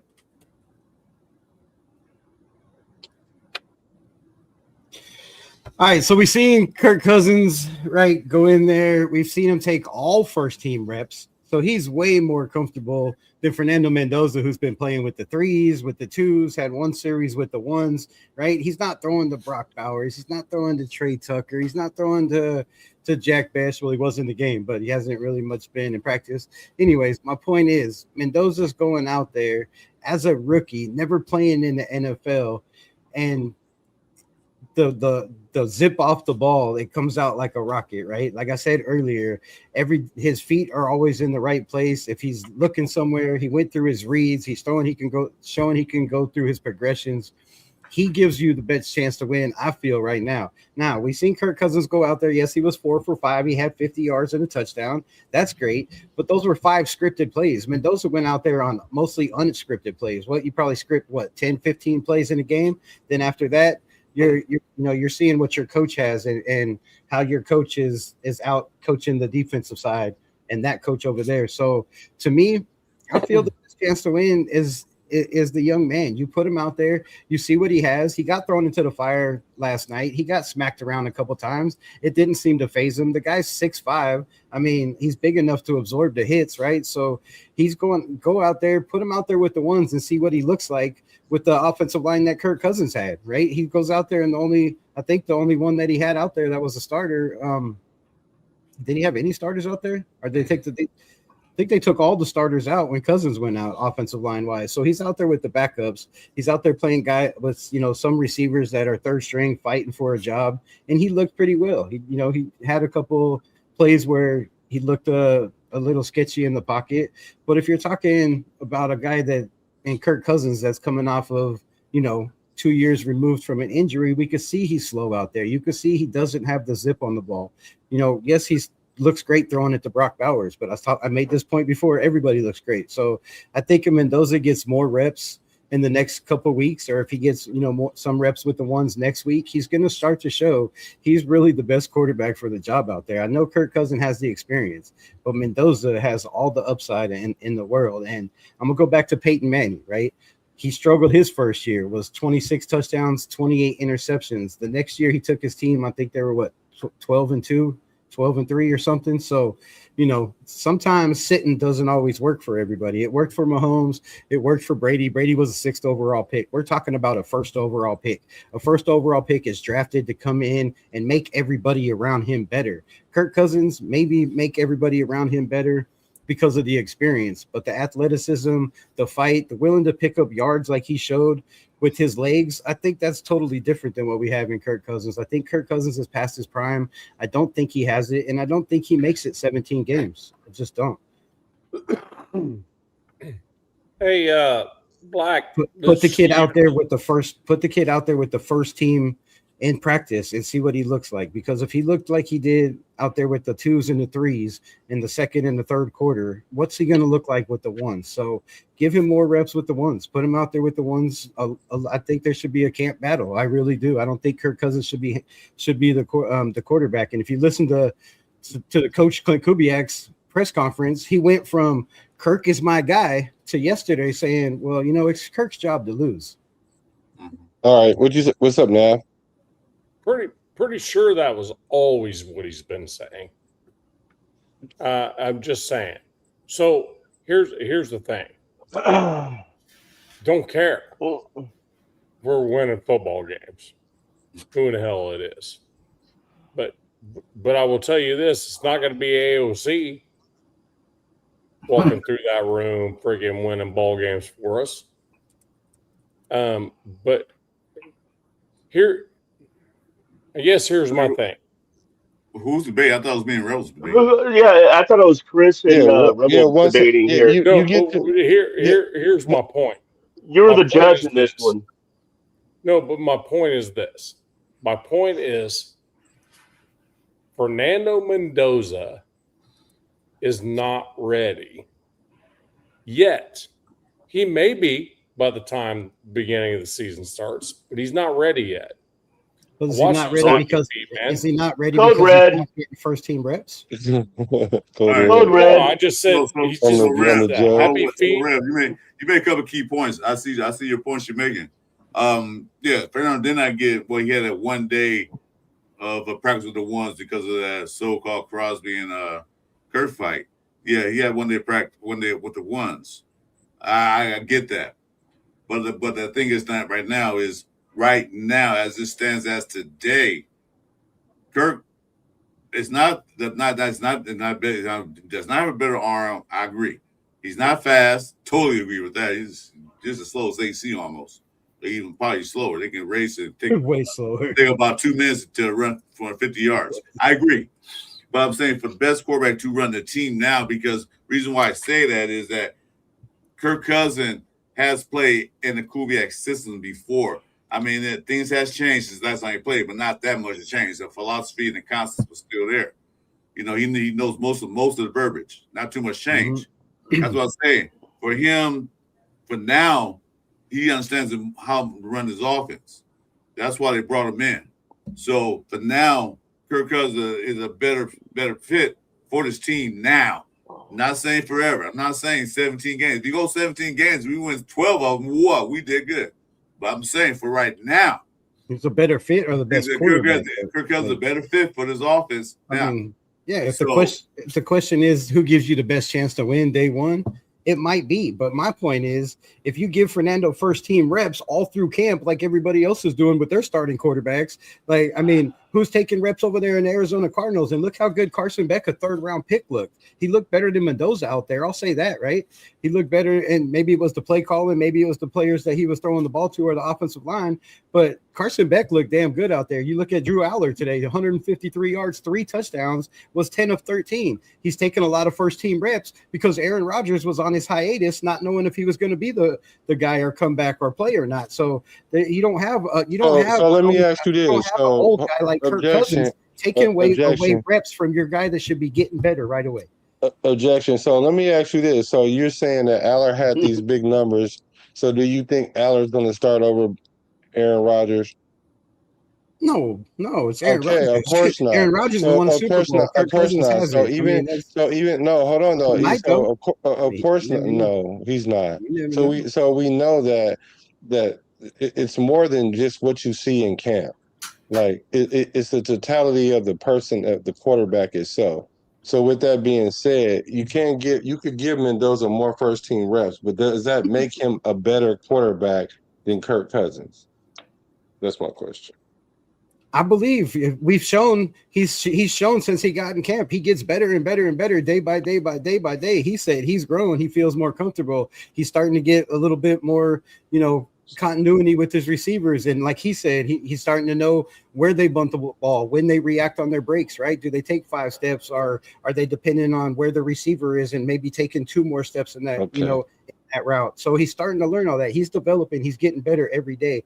I guarantee you he looked way better today than we have in any other throws or practice that we've shown, or even the practice from the night before. Like, he looked pretty solid out there and looked like he was in control. Didn't look like he had a problem running the defense. He made some plays with his feet when the pocket collapsed. Kirk Cousins, I don't see doing that this year. Doing what? Making plays with his feet or picking up first downs if the pocket collapses. Like, if the pocket is not perfect, or if your defense, like, it doesn't matter how good Kirk Cousins plays. I don't feel like at his age, and it has nothing to do with his experience. Yes, he's a damn good quarterback, but I don't feel like at 37 years old or at 38 years old, with his mobility and his arm strength, I don't feel like he's a guy that elevates this team and wins games if your defense is still playing bad. I feel Mendoza does that. The way he runs the ball, you pump your team up when your quarterback is taking hits like that or making throws like that, right?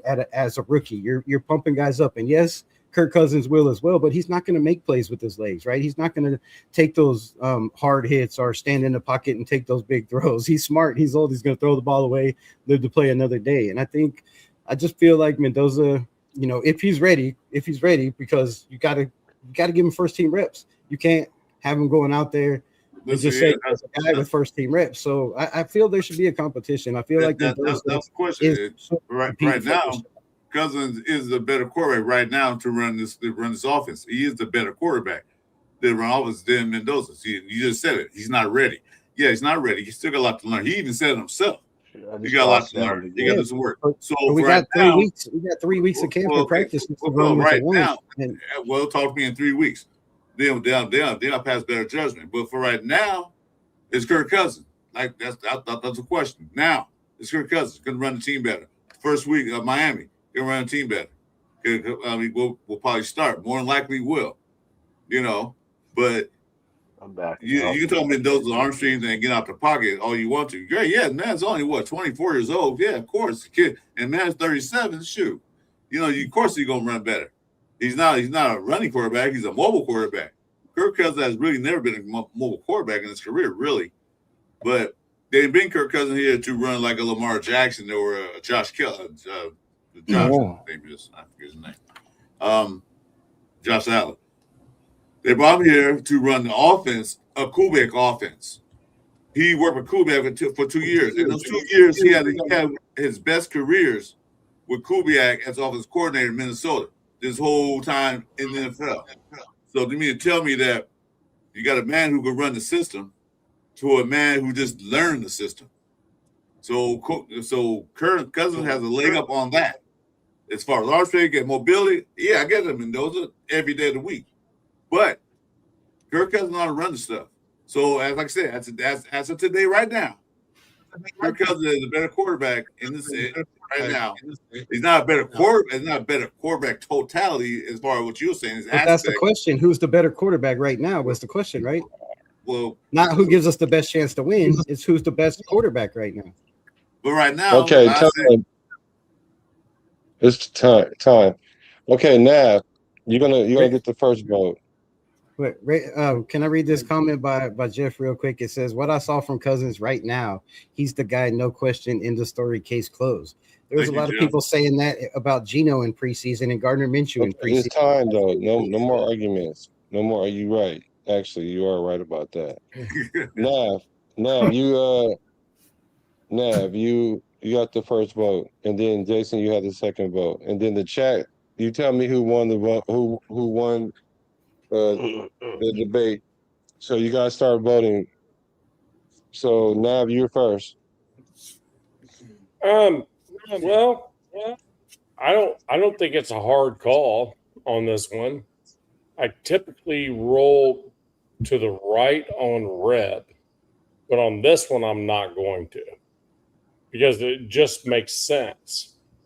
Kirk Cousins is definitely our starter week one, no question in my mind, and he's also the best quarterback we have today. Best quarterback we have on the team. So I'll go Christopher Raiders for me.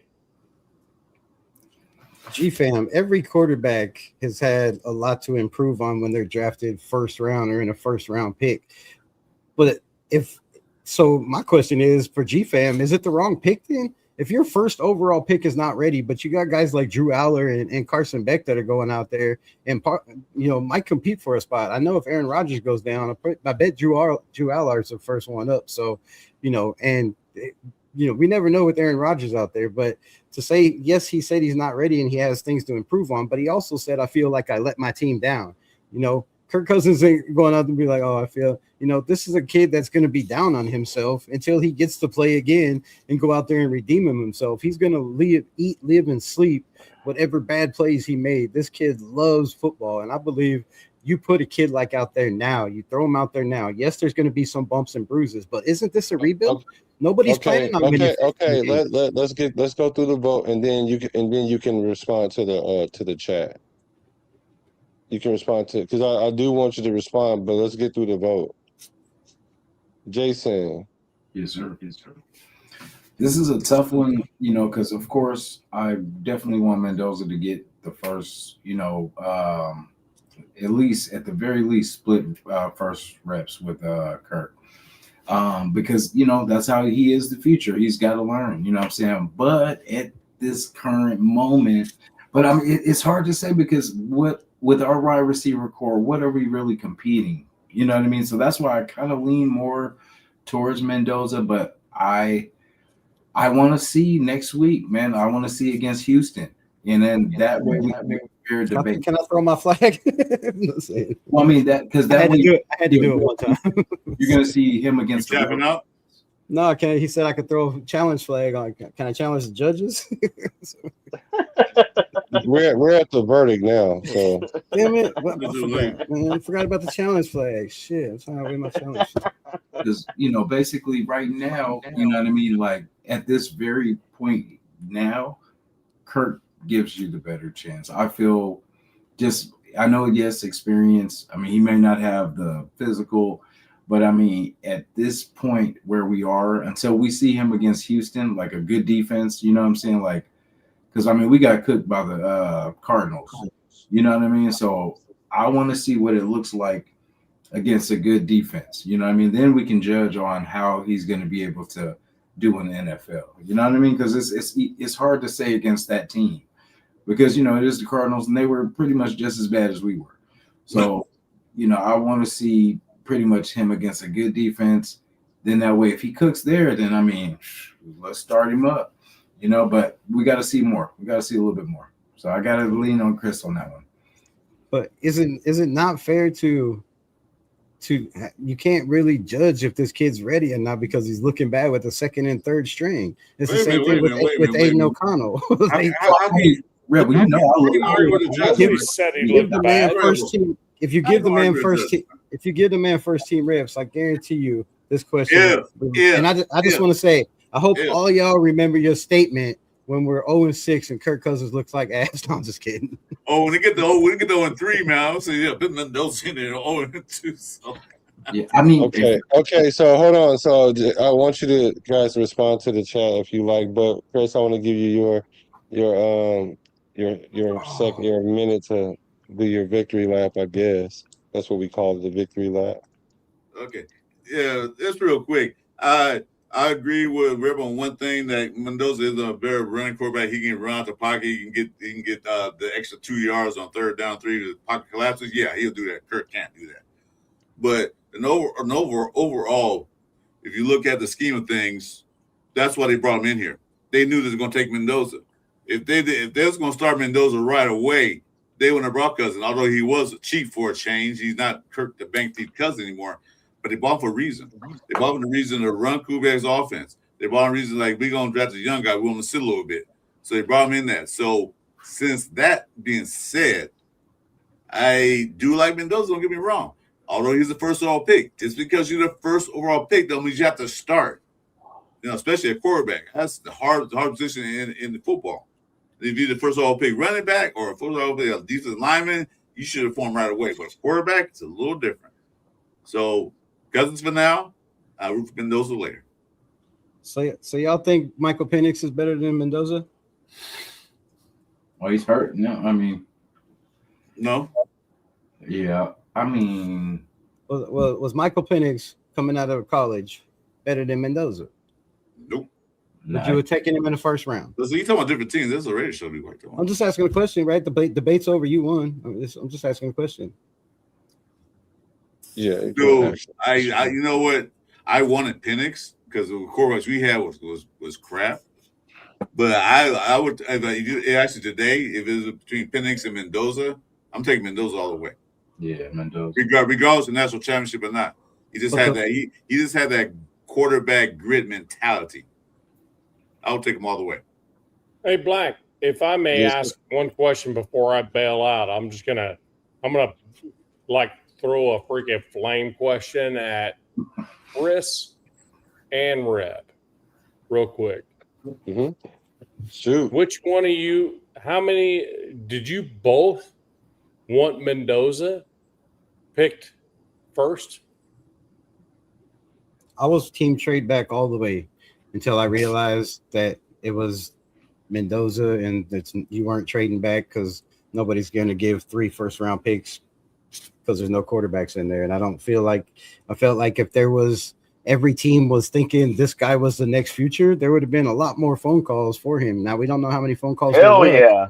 But no, you know, I felt like there would have been a lot more phone calls for Fernando Mendoza if all 32 teams felt the way the Raiders did. And I don't think the Raiders felt the way the Raiders did until they brought him in for an interview and said, we got something we can work with if we sit him and develop him with Tom Brady and the coaches we have. So this is my thing. This has been my thing the whole time. I just don't really feel like he was a first overall pick.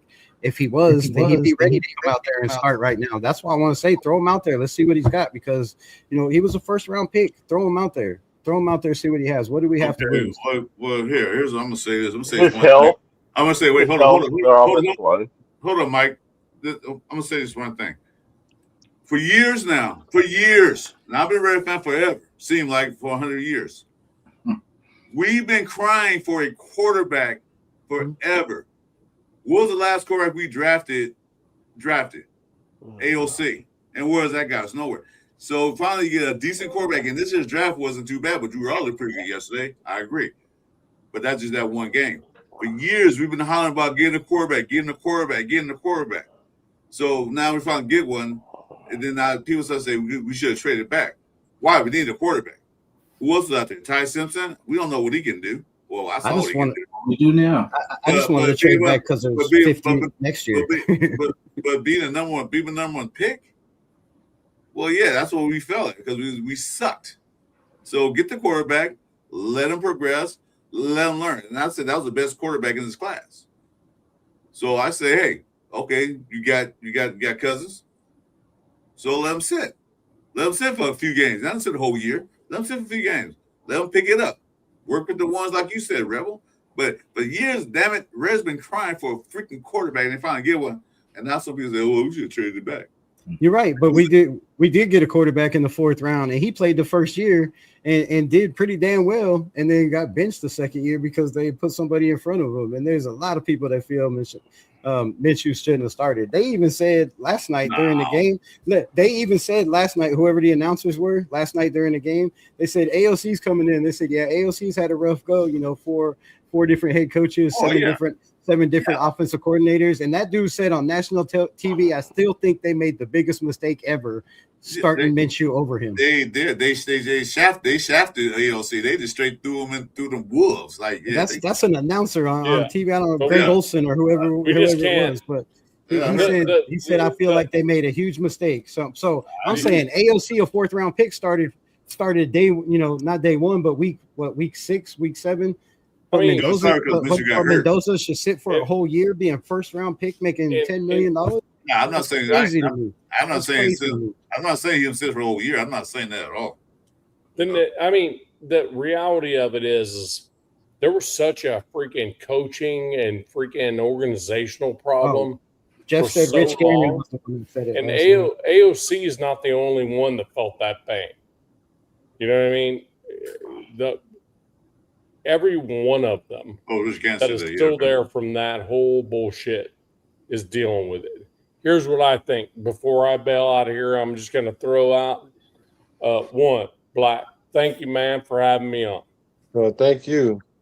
Red, thank all you Christopher guys. Raiders, love you guys. Jason, love you, man. Love you too, Mike, brother. you know that stuff. See you Sunday. We'll be on our show on Sunday. I'll see you Sunday. But here's the thing.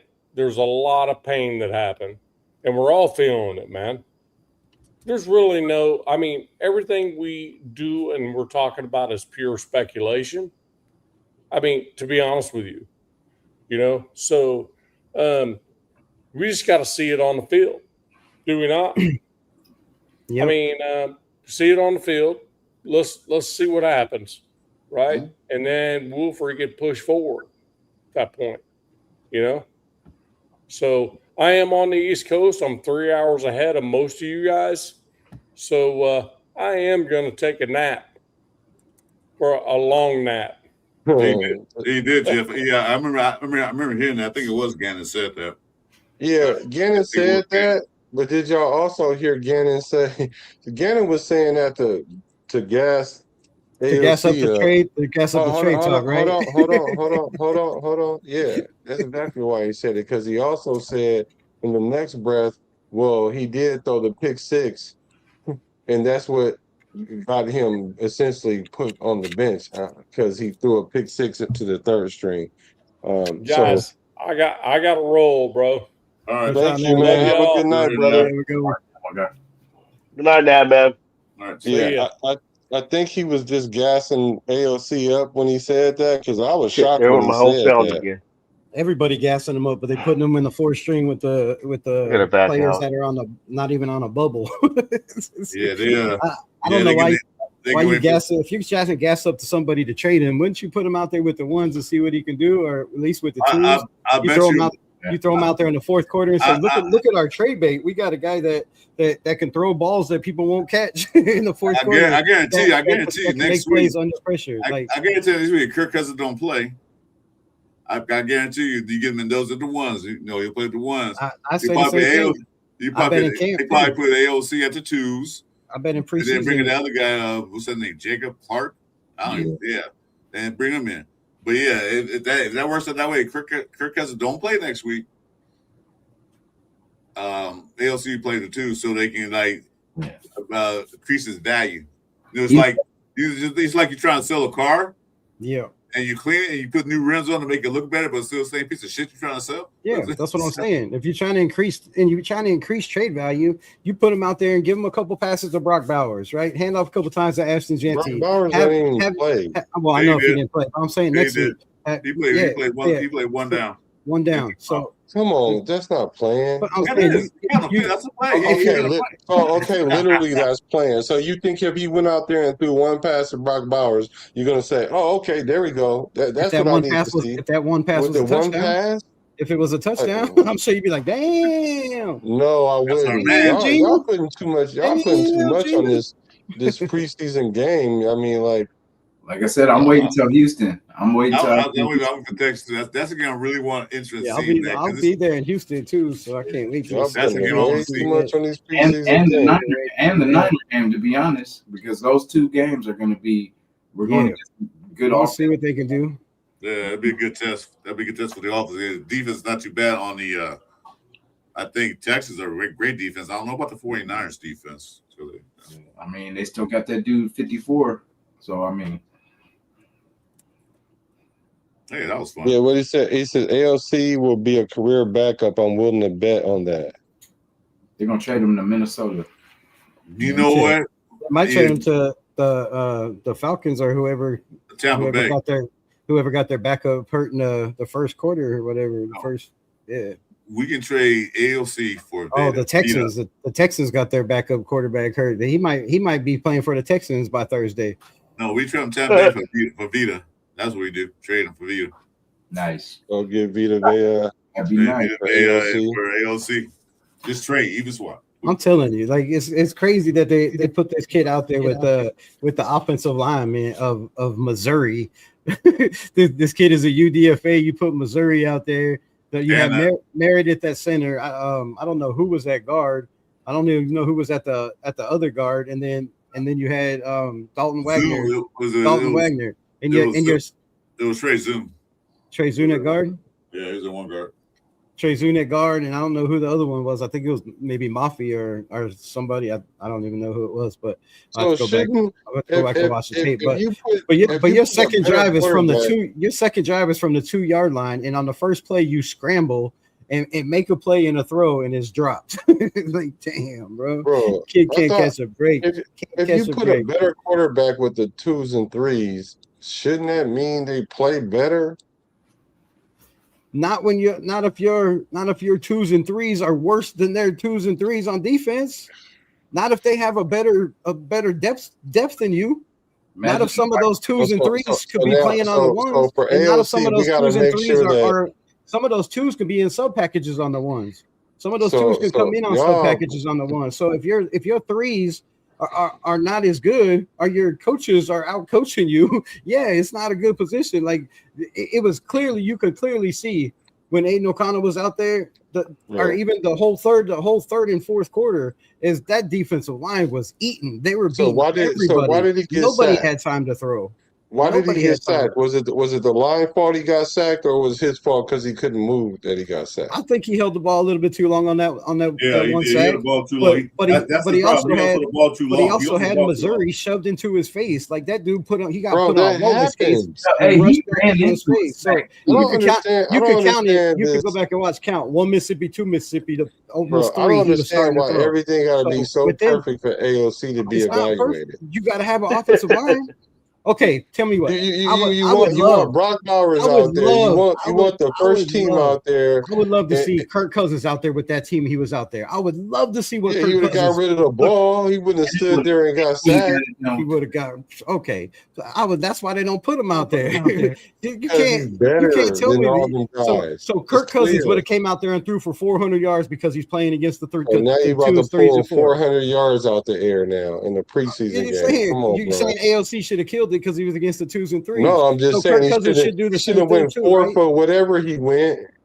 Now, because you about to blame all his incompletions on drop passes. When I seen him overthrow a couple, I seen him take a sack that he shouldn't have took. Yeah, like you're a veteran. Don't You're like you a got beat veteran. bad You're on that supposed to.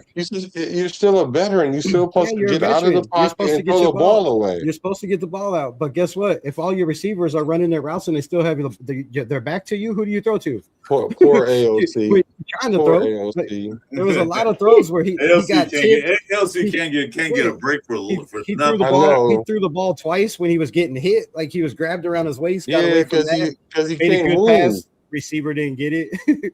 He moved in the pocket just fine. He was on the 2-yard line. That's fine. His second drive was on the 2-yard line. His first play, he escaped pressure, and it should have been a first down. The receiver, Cedric Jackson, didn't catch the ball.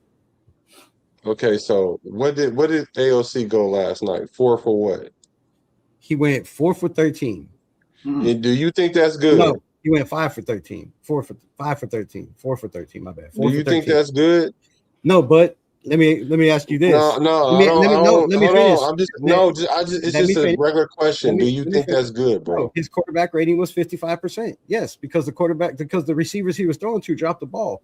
But look at these numbers. Can let me finish, please? Look at these numbers. What do you mean? You won't even let me finish. As soon as I say something, you start talking.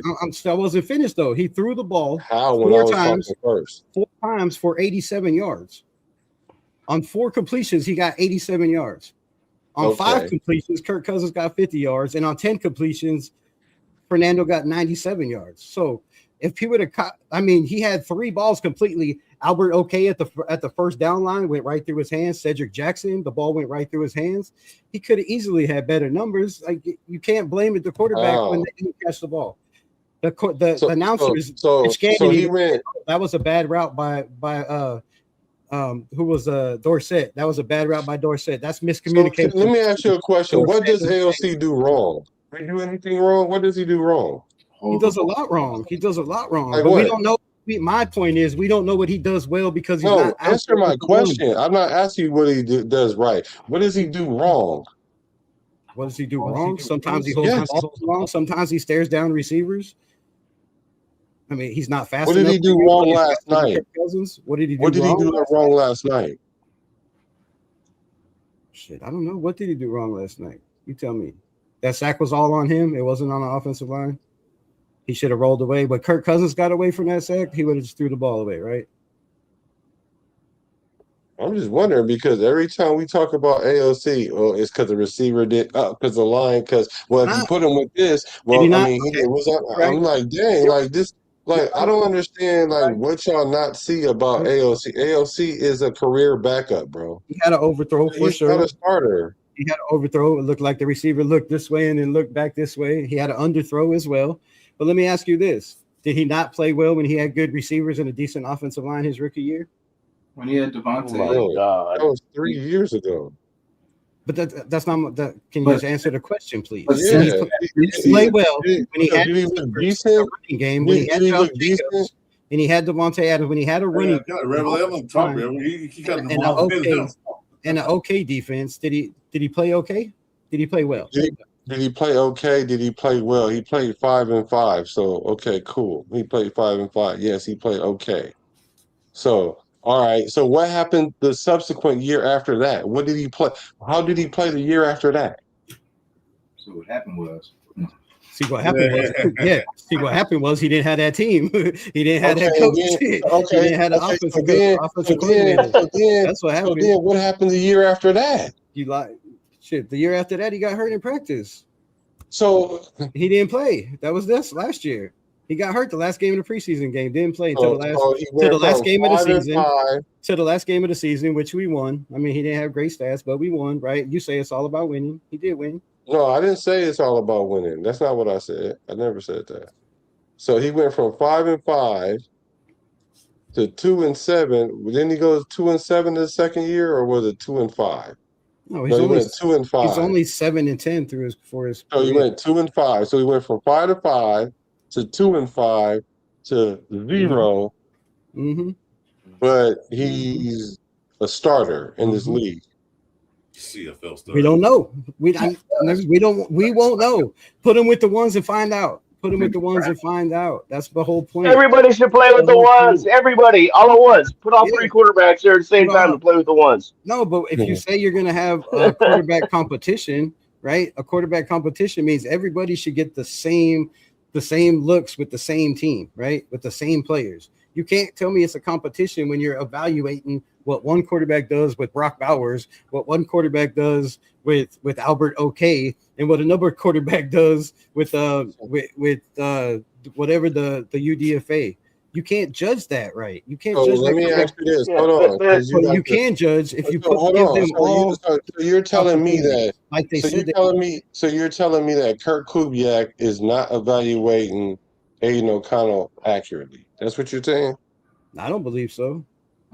So all his coaches aren't evaluating him appropriately, like his Shit, whole career. is he evaluating any of our quarterbacks appropriately? No, bro. I I'm mean, asking. he's Ain't given Kirk. Ain't No, I O'Connell think he's keeps getting evaluating any of our overlooked every quarterbacks year, appropriately. bro. No, he's not evaluating Kirk Cousins appropriately. He's going off his body of work. He's not throwing him out there with the twos to see, hey, does he still look good with the twos? Is he making them better, the players around him? Because You don't think he isn't was that what playing your with the quarterback's twos at job is? all? Your quarterback's You think job, he played with the ones all off season? a quarterback's You think job. Kirk Cousins played with the ones all off season? Yeah, That's what. yes, he has. Bro, you know what?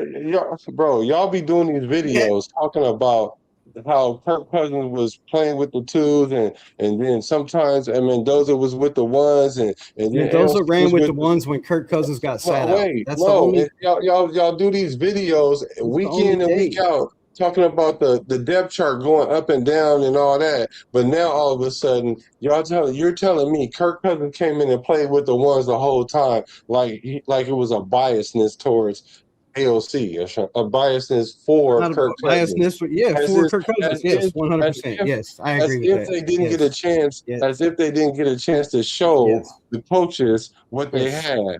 yes, You don't think yes, that maybe yes. we haven't seen everything, No, but the coaches have? no, I don't. Oh, I feel like okay. they know what they have in Kirk Cousins. They know he can run the offense, and they feel like the veteran gives them the best opportunity to win right now. Why the rookie shows he's ready. And I know I argued earlier he was ready, but just for the sake of the show and sake of argument, because if we just all agreed on every topic, the show wouldn't be fun. So I say Right. my piece on Mendoza, but when he's ready, that's when you start him. But you don't know when he's ready if you don't give him first team reps. So is You can't AOC tell me, better than okay, Mendoza? Is he's AOC looking better okay than with the twos. Mendoza? Let's start him. Is I don't AOC better know. than I don't Mendoza right know. now? I don't know. He doesn't have the zip on the ball as Mendoza. Is he more intelligent like Kirk Cousins? Yes, that's the same question we asked in the beginning. How y'all don't Is know his this? body of work? Does he have more experience at running the defense? Does he get through the huddle faster? Does he call the plays and get the plays out fast enough? Yes, I think AOC does that right now. I do think.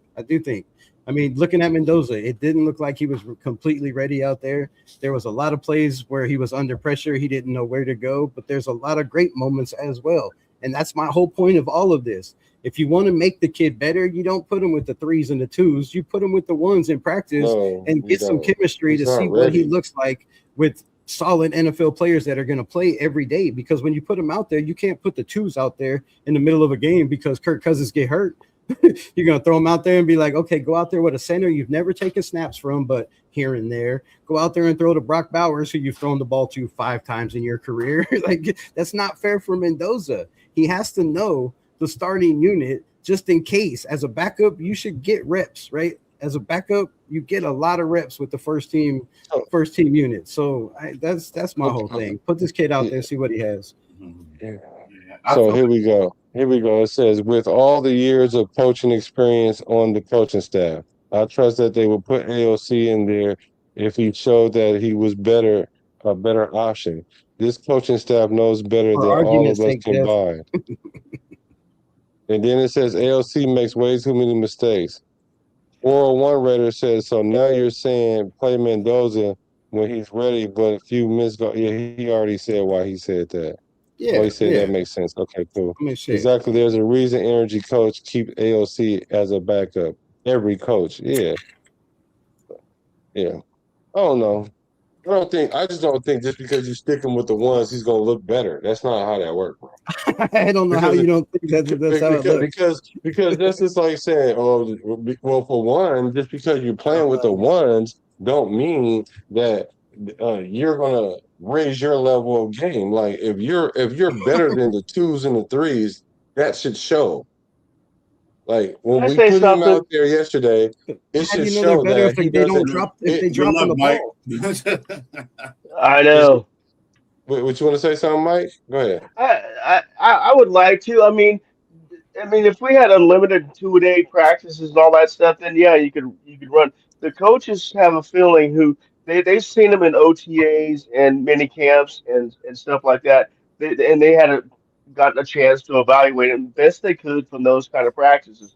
Which we only get so many training. It's all regulated by the NFLPA how much time we got. So they have to go with their gut decision. Sometimes it's a gut decision on who they think they can deserves their most first string playing time, practice time, and their gut decision is all the coaches. Mike McCoy, not just Kubiak, but it's Mike McCoy as well, and even Fernando says he's not ready. I mean, when your quarterback is saying he's not ready, I don't want him in there. No, I don't want him in there, and you can't do it. Maybe in off season, you know, or they can get some more time. But right now, they only have so much time they can practice. It's extremely limited the amount of time they get to practice. So no, you can't split up time evenly between three quarterbacks at first string. I'm sorry, there's just not enough time for it, in my opinion. I think That's a everyone's fact. people are on different pages too, because I think Kubiak Isn't the thinks Falcons and all these other teams doing it right now? Minnesota, they're all No, they're split. They're not. all No, they're not because Minnesota just Cleveland. named their starter. But go ahead, Jason. I think Kubiak believes more in his, I don't know if I'm saying his coaching, or he can do more with this team than I think I don't know. I think he's confident in what he can do, but as Raider fans, I feel like we know the pulse of this team. Like we know, because wide receivers, like with Kirk was slinging it to tight ends. You know what I mean? It wasn't too much you know what I mean? Our wide receivers weren't really overpowering. So that's the thing. Like, it's going to be hard for us to compete with these DBs. A lot of these teams got good ass, like two DBs on both sides. You know, normally it's like one lockdown, but these teams are drafting good DBs on both sides. Look at Houston's DB. That's what I said. I got to wait till we see what they do against them. You know what I'm saying? So it's hard to say. You know what I mean? It's hard to say that. I mean, how Kubiak wants, the experience of Kirk and all that, like, and I get it, but I mean, we're not gonna get nowhere. So that's what I'm saying. Mendoza might as well get more reps because we're not going nowhere. Yep. You know what I mean? It's not like we're going anywhere past 6 games. You know what I'm saying? Like, and if that's you locked in for that, we get over 6 games, boy, I'm gonna have to do a whole live stream lining y'all up, asking y'all, do y'all like that?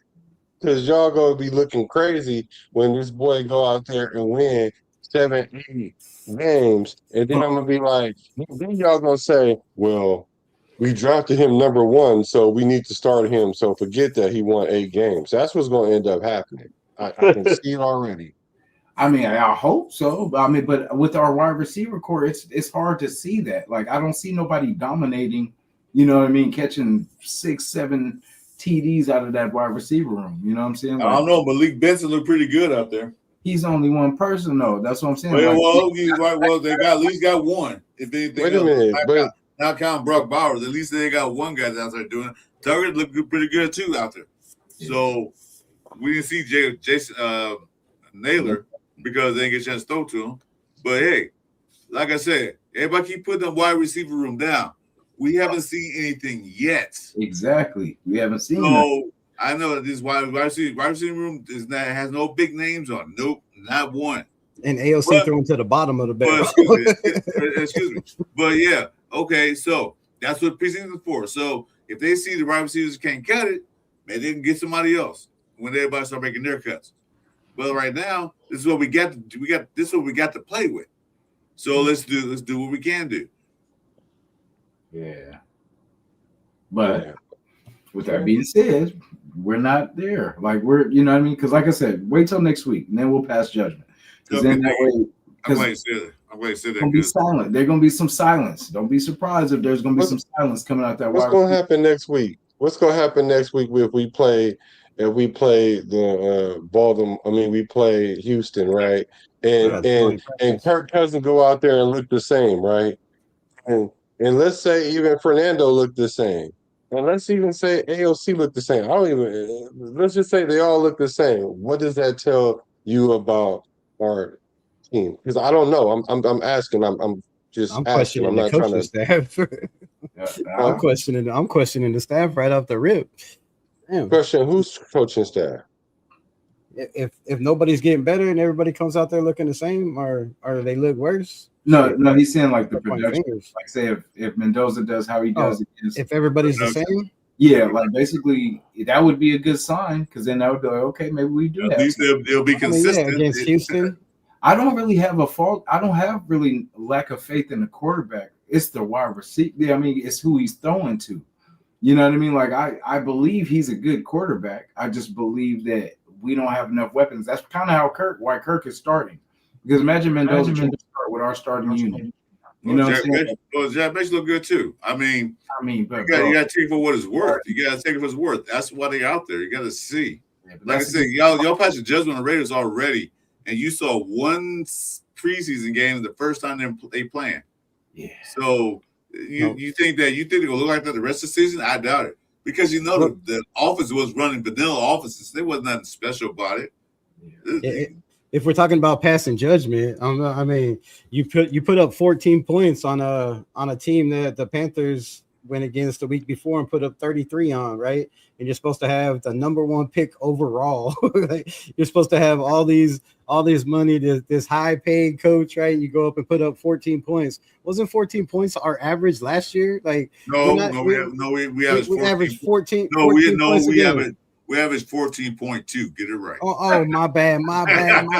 We averaged 14.2, Chris. But I mean, come on, man. We're going out there with Clint Kubiak, and I know it's a preseason game, but isn't a preseason game? Isn't a preseason game going out there and slinging the rock, right? I mean, go out there and throw the ball because that's what a lot of these preseason but teams. You got to remember one thing. That's a lot of these teams. Like Pittsburgh went out there throwing the rock. Wait. Cardinals went out there.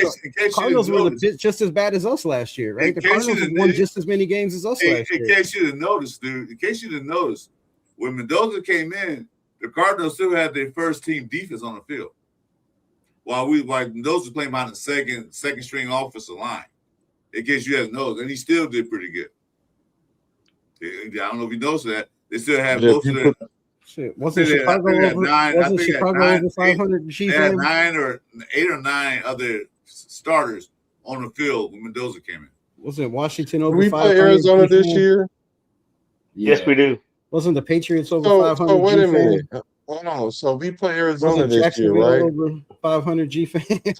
So are y'all think? So I'm pretty sure a lot of us had us beating Arizona this year. Has that changed now? Since we played them in the preseason, all these variables and factors that we talking about. Yeah. So we played them in the we played them in the preseason now. So do we still have the Raiders beating them in this regular season? We don't play them. We play them January 3rd at Arizona. Yeah, they play them late, so a lot of things can change by then. Ooh, Mendoza if it depends, it depends on who's quarterback. By then, it could be Jacob Clark out there. By then, we don't know. We can have a new quarterback week 4, week 5, week 6. We can have a new quarterback week 7, week 9. We can have a new quarterback week 8, week 4. We have no quarterbacks by week 8. 2, week 1. We can have, you know what I'm saying? Like we can have a lot of things that could. The whole show's about a lot of things hypothetical. I'm just saying, like y'all can't look that far down the road to be like, well, we're gonna be such and such kind of team that we should be able to beat the Arizona Cardinals. Like that's where we at now. We don't even know. I got beating Cardinals. If we beat Miami, then maybe. But if we beat Miami, then I'll say maybe, yeah. I feel like Mike LaFleur coached a better game than Kubiak, in my opinion. They got better wide receivers than us for sure. That's what I mean, even they have better running backs as well. They had all through. They scored every time they touched the ball on us. I mean, that's supposed to be our defense. I think they punted one time, but in the first 5 drives, they scored every time they touched the ball. Like That's a brand new coach. That's a coach that we skipped over. That we could have just hired instead of waiting until the Super Bowl was over and getting Kubiak. And obviously, he's not afraid to go out there and give some first team reps to his rookie quarterback that they drafted in the 3rd round. But our coach is afraid to go out there and give first team reps to a quarterback that we drafted in the 1st round. Make it make sense to me. Now, I was a You Michael. don't want it to make sense to you because they keep telling you It why just they're seemed to doing me it. like one team was a lot better coached going out there than the other one. Well, the other team also had a 1-game experience too. So Yeah, you can say that. yeah, I did say that. They already played the game already, so they know what they're doing. So basically, But the guy listening that to played in that whole y'all, game didn't even play though. They didn't even play Carson Beck in this game. listening to He y'all, played most of the first game, most of the 3 to first 5 half. I wins think. all year, ain't you? yeah. So 3 to 5 wins all year, and listening to y'all, this is what I'm hearing. This is what it sounds like. We're around 3 to 5 wins. That's what I'm hearing. This is what I'm hearing. Like, If something don't change real quick right now, I mean, it's just a preseason game, right? They're not going to show their offense. They're not going to show their defense. You didn't have Max Crosby out there. I mean, come on, Brock Bowers played one play. So we're looking at a bunch of hypotheticals. It's preseason. But I'm saying coaching-wise, if you look at what happened in critical situations, going for it on 4th down, slinging the ball around on 3rd downs, I just felt like Michael Ford coached a damn good. Rebel, do you understand what preseason is for? Do you understand what that's for? Yeah, exactly. What's it for? It's for these young guys to go out there and have a chance to make a team.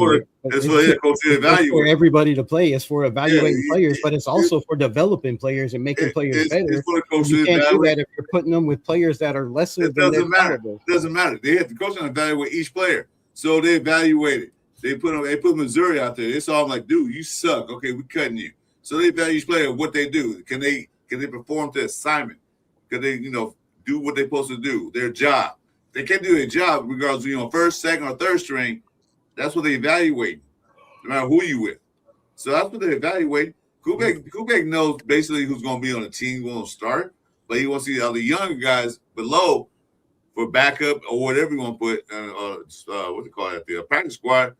I'm going to evaluate you guys. You think Kubek cares about really winning these preseason games? I don't think he does. Some coaches do, some don't. I don't know. It would make a damn good start, preseason or not, to win your first game coaching at Allegiant Stadium. Yeah, well, we talk about it don't matter. Even he said, we did some good things, but we need to score more points. We need to put more points on the board. Okay. We need to finish drives. Like then now he knows something to work on. Now can now see what we need to work on in practice. So there you go. Coaching, I think who was it, Madman and Mike said the same thing. There's a Detroit Lions went 4-0 in preseason, ended up losing 16 games. okay, so I've done that too. G-Fam, hold on. G-Fam said, didn't that quarterback also get hurt already, Rebel? Is that what you want to happen to Mendoza? I don't. What quarterback? He didn't get hurt. Yeah, that's why he didn't play. Right, that's why he didn't play. And then 401 said, till we play real good. Carson Beck's hurt? Yeah, he got hurt. That's why he didn't play. Checks out. Yeah, he got his ribs hurt. There you go. Yeah, bruised ribs. Sounds about right. Because he was getting slapped. Yeah, we need to make sure our offensive line is working before we stick Nando out there. For another team. No, Carson Beck, that's why he didn't play, because of ribs. I'm muted. We got cooked by career. No, you're not muted. I can hear you, Mike. Go ahead. Okay. I was just saying, we don't know what our offensive line is going to look like. I do not want to put Fernando Mendoza, who's going to be the future franchise quarterback of our team, out there with an offensive line that is not proven yet. That's my main point about the whole thing. That and the fact that Nando himself says he is not ready. Of course he's going to say that. Of course. I'm with you on this. And all of our coaches said the same thing, that he's not ready. But I guess we know a bit more than our coaches do, because we're out there every day with these guys. We're in the training, we're in the training room with them. We're in the team meetings with them. So we know more than our coaches do. Well, Mike, we are the couch GMs, dude. So I mean, and they did. That's true. You know what I mean? Yeah, we are. Kind of know this team because they just got here. Like, we've been dealing with this for years. Right. Oh, tripping. I'm All saying. right, Panda said That's what I'm saying. preseason is preseason. We didn't even play our ones long. AZ didn't get that work from Genty. Exactly, bro. But they didn't Man, play all first their of all, ones they're not either. going to beat us. They're not going to be Like able to play with it. They're not going to put up 30 points all game long like that against the number ones like that. They're not built like that. Arizona did it Like twice but what it is, there is a with 5 drop off. different quarterbacks. Hold on, bro. There's on our team, there's a drop off from the second to the third. Like even there's a drop off from the first to the second. Like between Kirk Cousins and Mendoza, there's a drop off. I don't know. Since don't nobody want to acknowledge it, I'll acknowledge there's a drop off. And then there's another drop off from second to third. So we Experience didn't drop even off. look good on defense in any of them phases. So that already had us looking suspect. Now, as far as our offense is going to look like the first two quarterbacks. It's going to look more like the first two quarterbacks and not the third quarterback. So the game is going to be different, especially like you said. If we have Genty, then that's when coaching comes in. Then you start running the ball to keep the ball out of their hands if our defense can't stop them and stuff like that.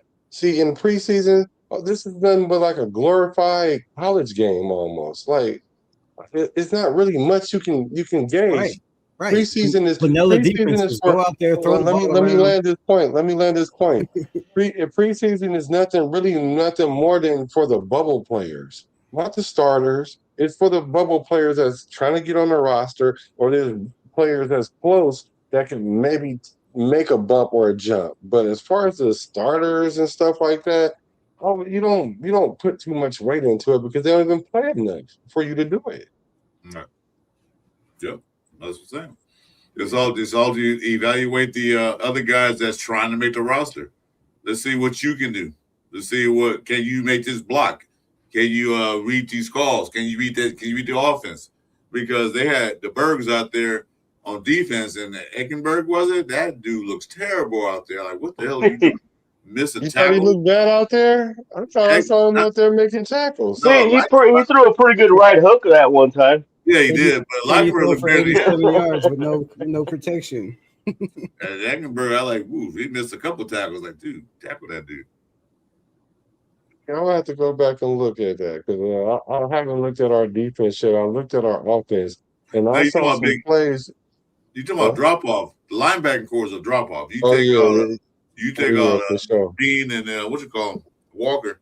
Yeah, they got the Bergs in there. Like, whoa, that's a big drop off. That's why I say we need a couple more drafts and a couple more free agencies, man, to put this game together. I agree with that. Exactly. I agree with drop that. off was a lot more than I thought. Like even those young corners that we keep hearing about, like McCoy got cooked a couple times. Darian Porter got cooked for a touchdown. Oh, McCoy got hurt too. I mean, McCoy got hurt.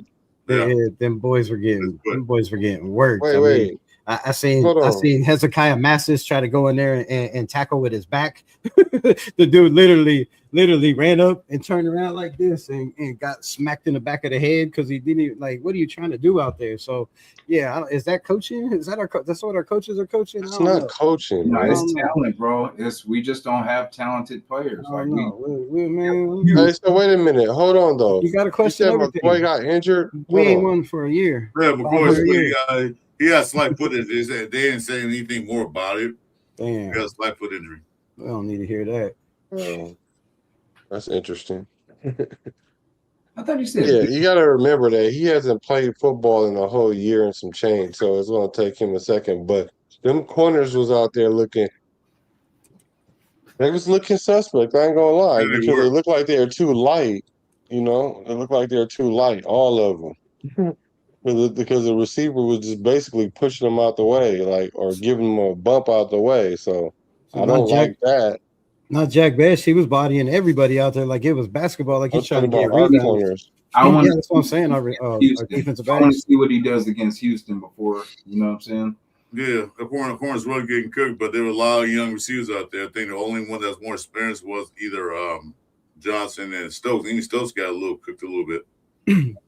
So. Oh yeah, he gave us something. Yeah, we do have good schemes. This is where we're gonna win. is Right. because of our schemes. Just like our wide receiver situation, We don't know we that, seem to though. think that since we don't have a big name, that our receivers can't have like impact. That's what I Sure, was it might take two receivers to do what maybe one receiver could do. It might require Naylor and Benson and Tucker to take the pressure off of Brock Bowers instead of having a one receiver that could do that. Best is going to take some pressure off of Brock Bowers.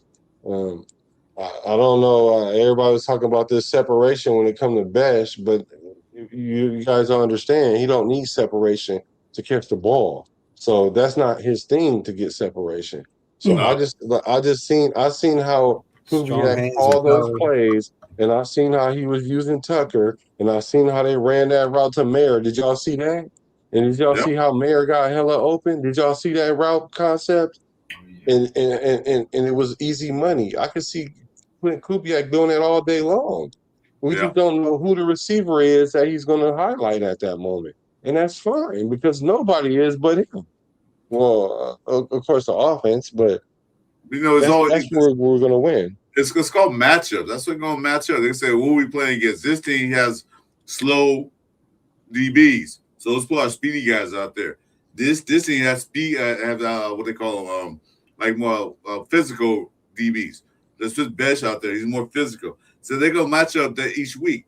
I don't think it'll be one set receiver because everybody talking about we need a star receiver. Not necessarily. Not the way Kubiak coached Seattle. He had multiple receivers. He had that one guy who was catching everything that they threw up at him. Yeah, he got Offensive Player of the Year. Good for him. But he's going to scheme more tight ends, running backs than receivers. So he's going to make it like you got to watch him, you got to watch him, and you got to watch him. Oh, shit, we got to watch that go way over there. Watch everybody. You got to watch everybody. Because our offense last year was basically just one person. Right. Yeah. I mean, Well, yeah. So is Kirk Cousins better than Sam Darnold? Yeah. Is Kirk Cousins better than Sam Darnold? I say yeah. I would say yeah. Yeah. Career, like I would say. If I put Kirk Cousins on the same team, Kirk Cousins can do the same thing, if not more, than Sam Darnold.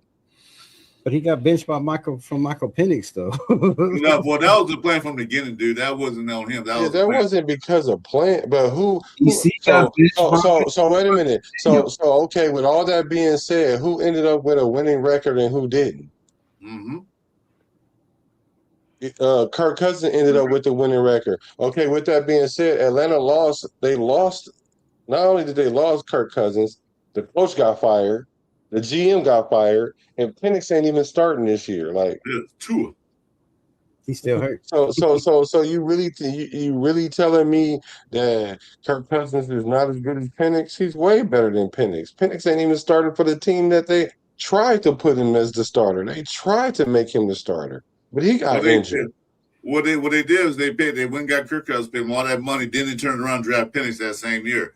So their philosophy was we bring Penix in to start. But we pay Kirk Cousins all the money.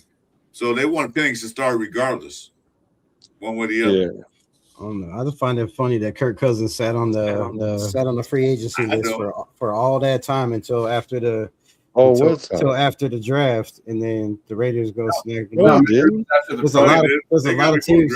It was you got picked up before the draft. Right before. We picked him up well before the draft, and we already knew who we were drafting. That was a sign right there. Yeah, we already knew we had the number one overall pick. We were going to get Fernando. They still signed Kirk Cousins before the draft. Before he started, when he started, he was like what?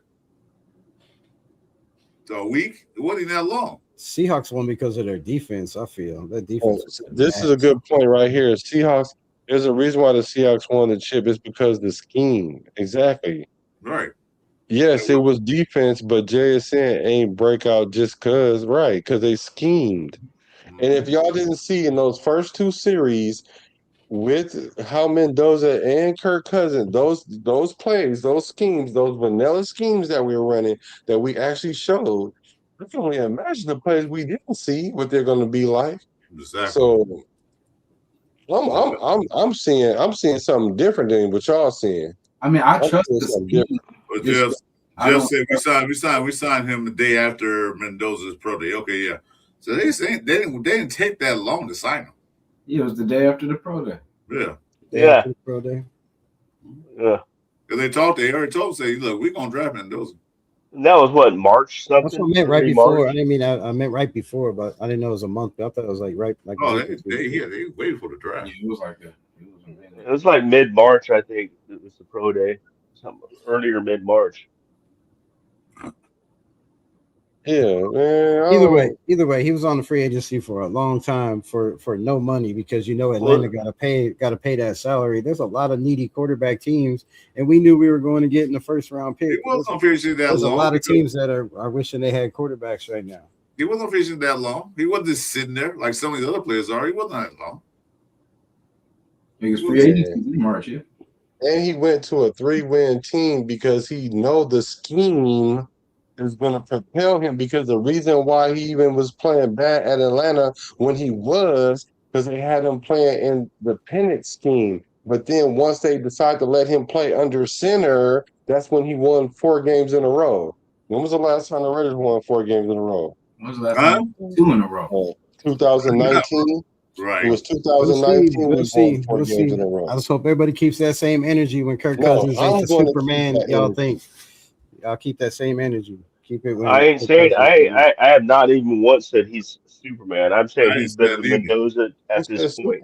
As for right now, he is. Yeah. Right. As of right now, he is. I'm not saying he's Superman. I'm not saying Mendoza's Superman either. I'm saying for right now, Kirk Cousins is the better of the two players as of now, and that was what we were kind of taught smart this whole Yeah, thing. right.